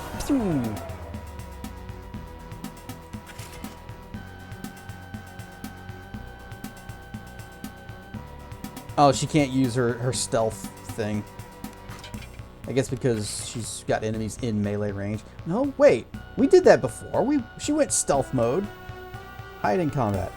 Can't use hide in combat whilst in melee. But well, we did that last time. I had her go. Oh no! Wait, they were just like one step away from melee when I had her hide. Oldage game, new but old style. Got kind of a cosmic horror thing going on.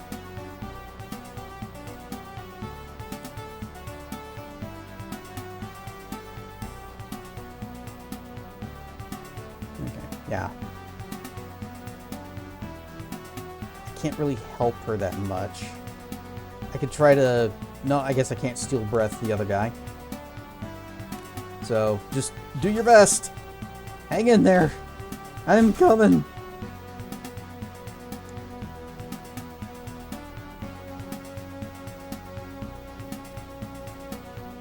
Okay, like this. And then like there. We are now flanking. Backstab.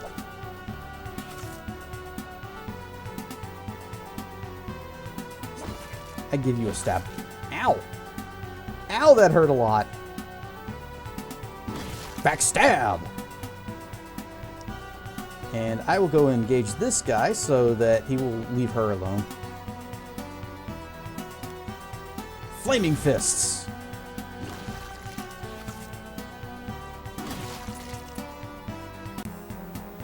Victory.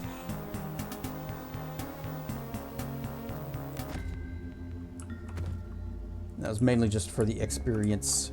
And also so we can search this room. Because we would have missed out on this treasure. And cave child. Save.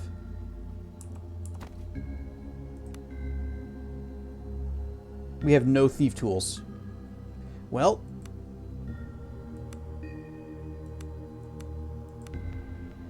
guess we're breaking the lock open. Ow. Ow. Ow. Ow. Ow. It hurts. It hurts me more than it hurts the box. But we got a Masterwork Horned Helmet of Athletics. 2 soak, no encumbrance, and +1 to athletics. Dibs. And now I've got a Skyrim Horned Helmet because the horns are going down and kind of forward.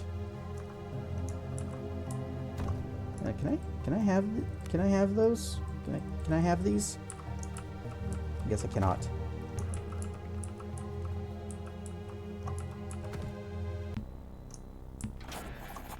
Stepping into the fresh air, you pull the strange octagonal guild seal from your pocket and examine it more closely. The dark metallic surface is covered in intricately carved lines and symbols. It reminds you of a mix between a compass and an astrolabe.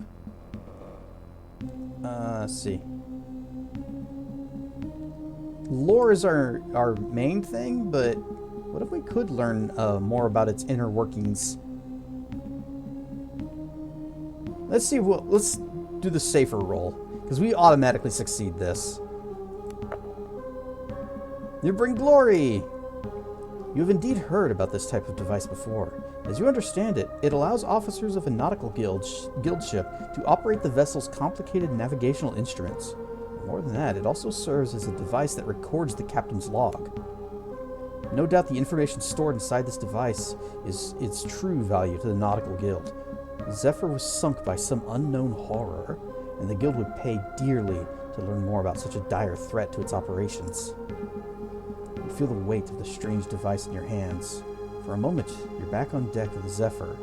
Monstrous tentacles rise above the ship like strange alien towers. Terrified screams fill the air. You shudder. Cat's voice snaps you out of it. If we ever get off this bloody island and back to the mainland, the guild will pay well to have that returned. All I ask is that you remember who told you about it. We'll split the coin. You can keep the coin. All I want is to be done with the guild.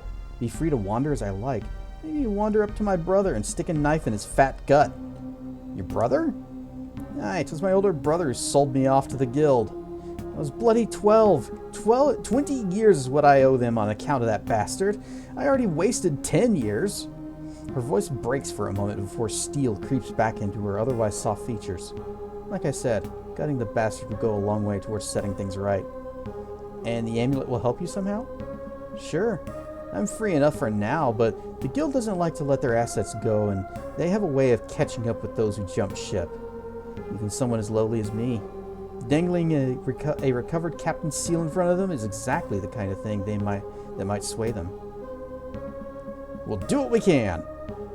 I'm liking you more and more. Let's start by getting off this bloody island alive. Alright, we have owies, and we have bed.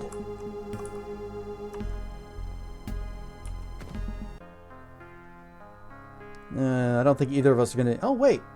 I did not take any wound damage, so I will actually be able to do some teaching.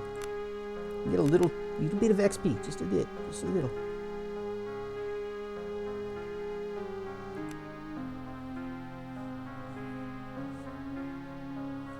Z. Party was well fed, rested 8 hours.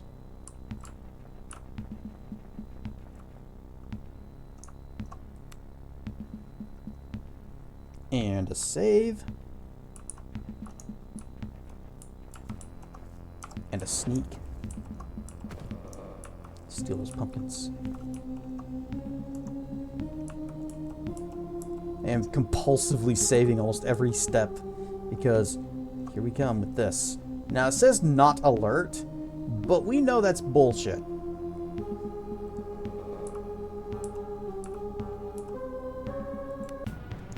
Death or glory! Yep, they know we're here now.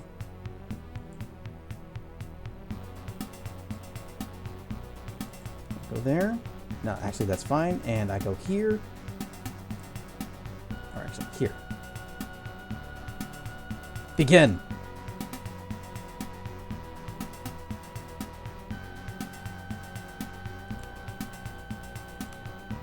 Mark of blurring. I am blurred.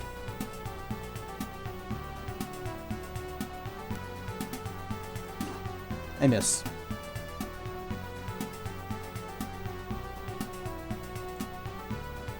Hide in combat. Poof.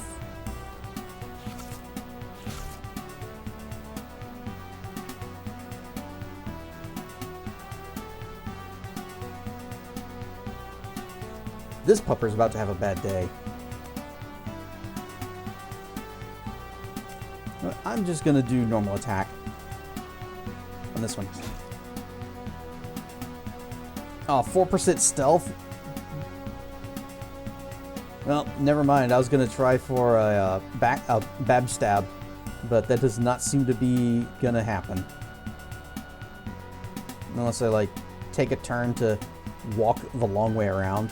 Because if I step here and then to here, that'll end her turn. I guess it doesn't matter either way. Because I can either go here and then come back, or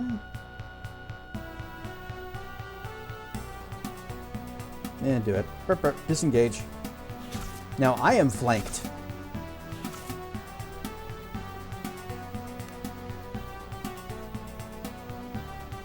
I am the fire warrior.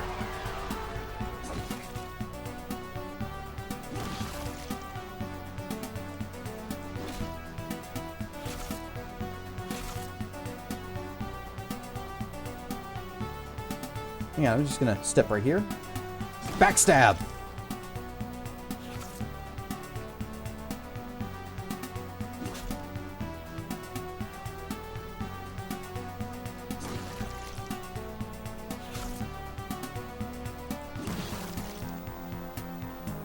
I am taking a lot of hits.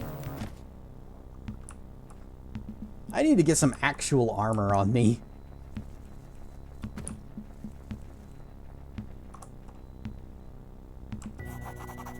Emerging from the rocky shores, you survey the dreary interiors of Idra.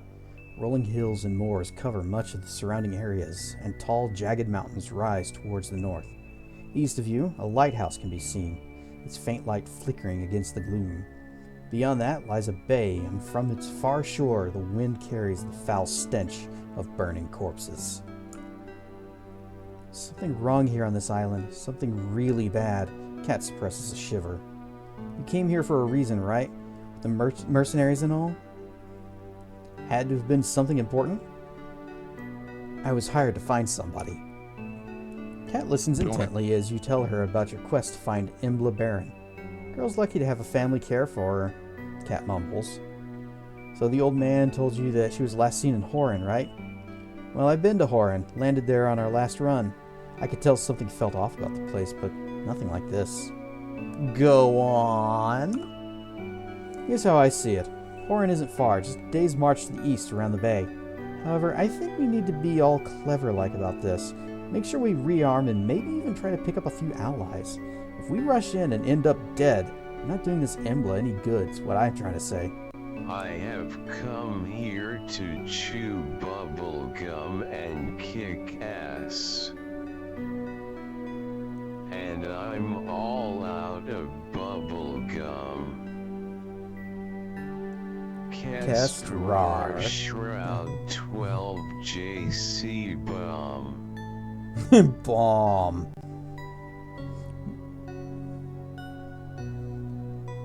I know that line is actually from a movie and not originally from Duke Nukem, but I know it from Duke Nukem. I've come to chew bubblegum and kick ass and chew bubblegum, and I'm all out of gum. Have you seen They Live? No. Is that where it's from? I agree. Oh, we should explore around a bit, right?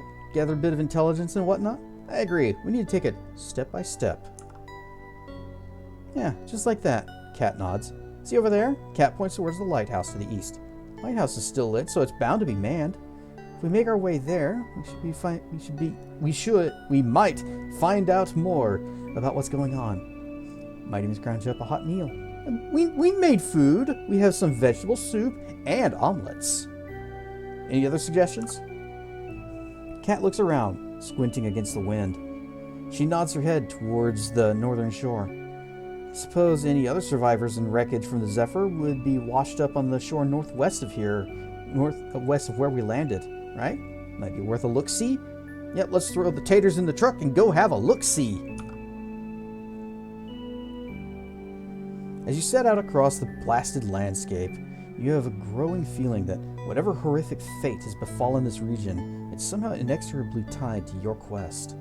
Something dark and vast is slowly spreading throughout the outer isles, tentacles grasping greedily as if searching for something. Great adventures may lie ahead, but so does great terror. Of that, you are absolutely certain.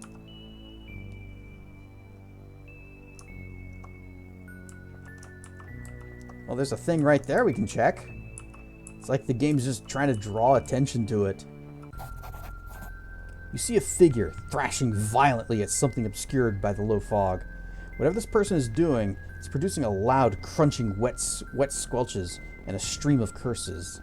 Move closer.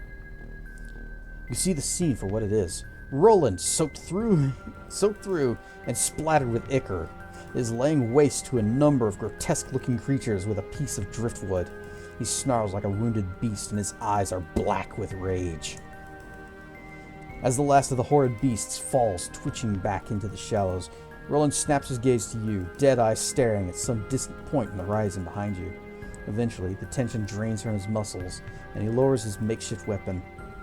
Thought I was carrion, they did. I nearly was. I didn't think he'd make it. Seems I got a few lives left in me, for all they're worth. Roland sighs deeply and slumps down onto a nearby rock. You tried to save me, you bloody idiot. Not exactly the things I was expecting. There's no room for being a bloody hero in work like this. It's just shit, blood, and bad men doing worse things to others. He looks around at the driftwood and chunks of flesh bobbing around your ankles. It's about time I paid my debts. You sound like you didn't want to be saved. Roland looks out at the sea, at the uncaring sea. Not many get to be my age in our line of work. The things I've seen, that I've done. Memories like that prey upon you, like bloody wolves circling in a camp, their fire dying out. The second you let your guard down, they pounce. Why don't you retire? Tried once. Quiet only made the memories louder. You wait, expecting Roland to elaborate. He merely stares blankly ahead. Well, we gotta be on our way. As you say, but heed this. If you want to survive, you need to drop the bloody heroics. This business makes your hands dirty and nothing gets them clean again. Trust me on that. Speaking of which, I suppose I still work for you. We should get going. Let's roll, Roland. The Uncaring Seas. Actually sounds nice.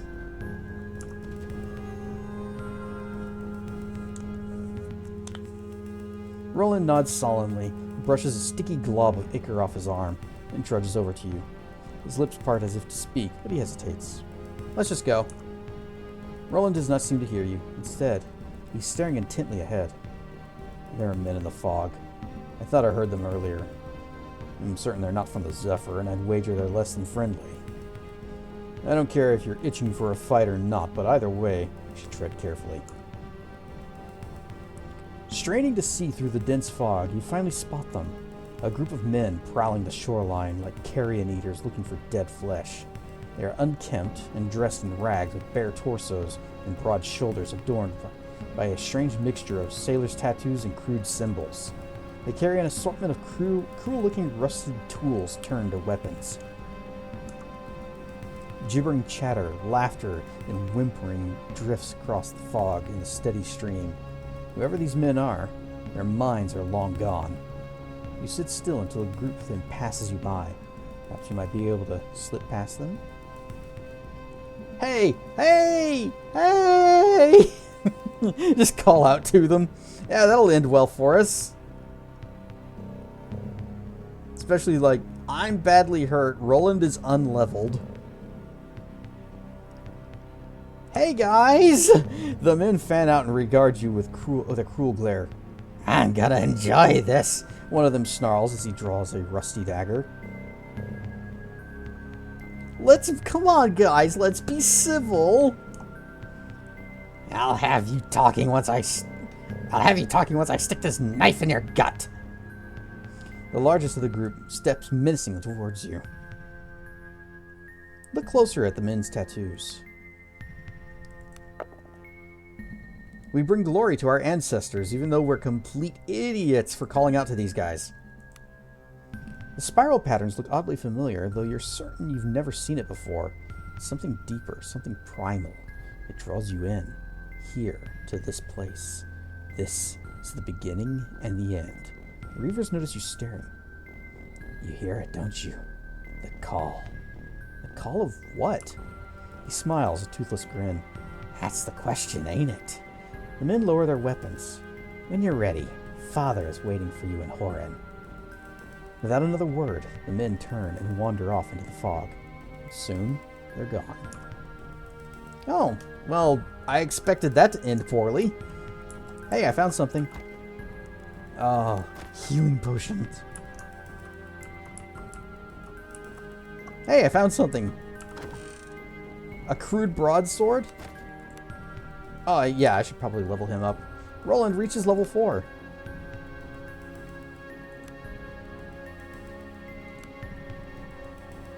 Just pop that into there. Save and exit on that. What is this sword we got? Oh, he still has his two-hander. Well, crud. I guess he's using swords. It's feats. You may have 3 points in sword.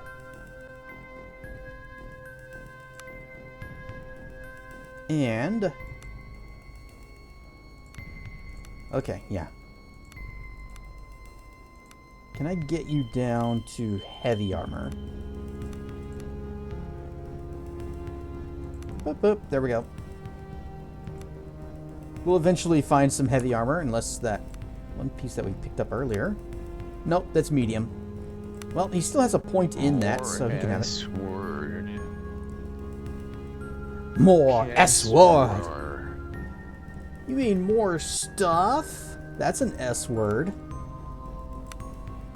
And at last, I have armor.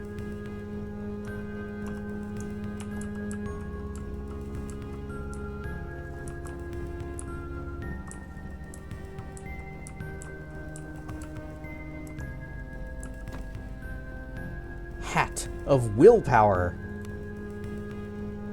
No soak, no encumbrance, 400 gold, plus 1 to will. Also a checkered tunic, 1 single gold, and a hand axe.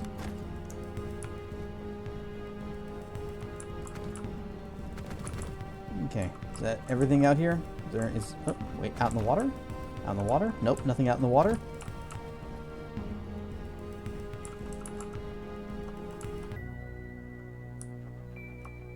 Oh, we have to go this way. Get up there. 'Cause I want to check the boat. Check the boat. Broken bodies and debris litter the rocky shores of Idra. In the distance, you can make out what appears to be the remains of the Zephyr's hull.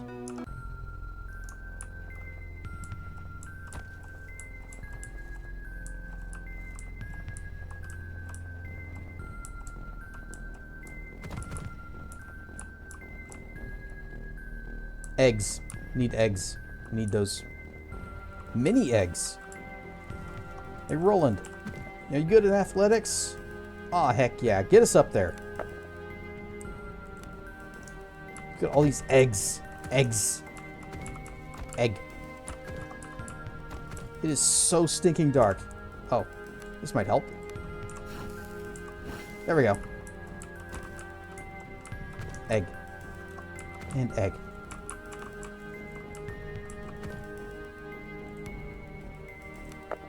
Get us down.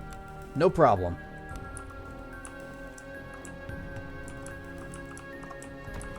Potatoes? Potatoes? Potatoes?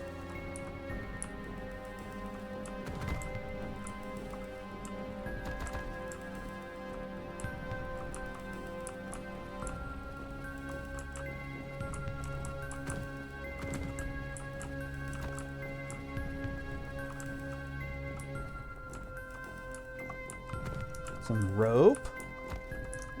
A dude. A small group of exhausted figures sit huddled around a small campfire. You recognize them immediately as a small group of survivors from the Zephyr.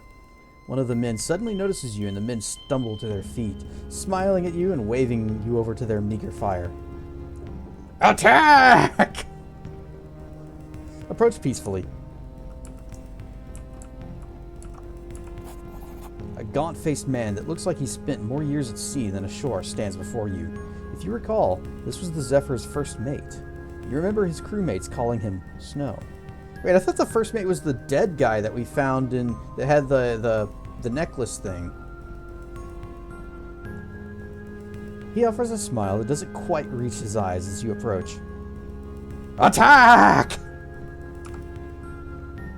I had not expected to see you alive, mercenary, but you stood up for us on the Zephyr and you saved the lives of some of my men, so I'm glad you made it.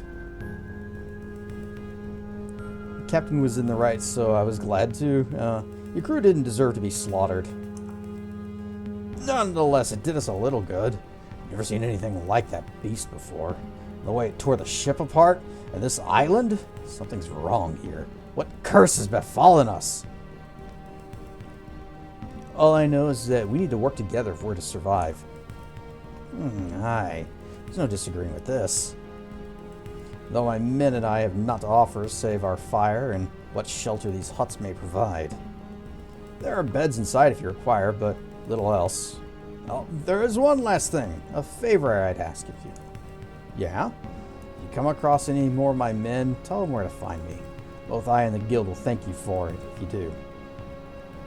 I have questions. What can I do you for? What was that thing that attacked us? I just told you before, I've never seen anything like it. There are beasts in the depths, but nothing like this. It was like something out of a sailor's nightmare. Blessed dead, how will we ever get off this island? What do you know about this place?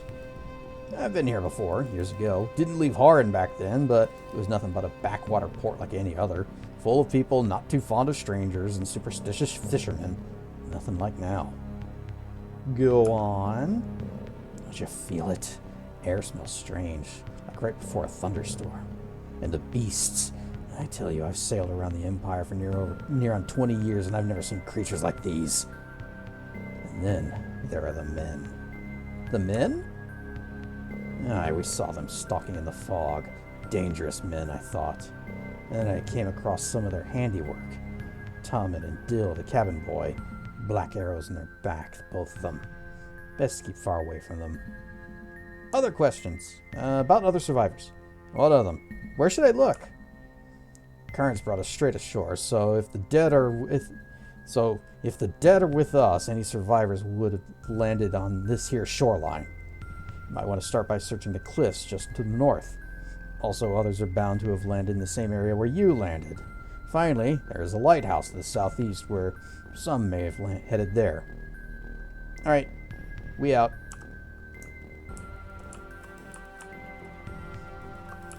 Got work for me? Do you wish to hire this mercenary for 300 gold? A mercenary is a blank character that you get to create from scratch and add to your party. But 300 gold? That would be nearly all of our money.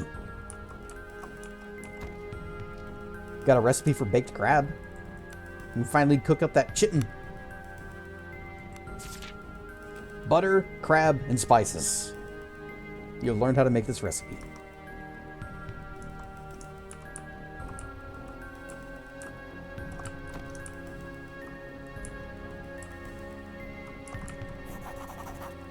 Thanks for finding a way out of that bloody cave. If them crabs hadn't got to me, the thirst would have. Can you imagine slowly going insane in the darkness, all alone and dying?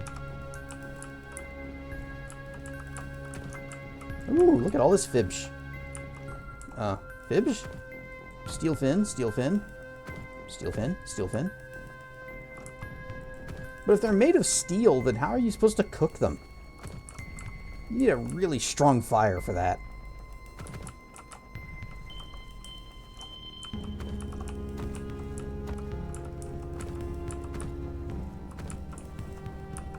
And if you thought fish smelt bad before, wait till you smelt the steel fin.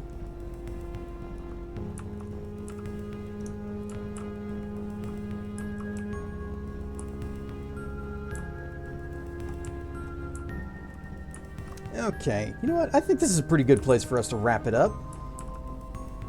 Go ahead and do an actual save.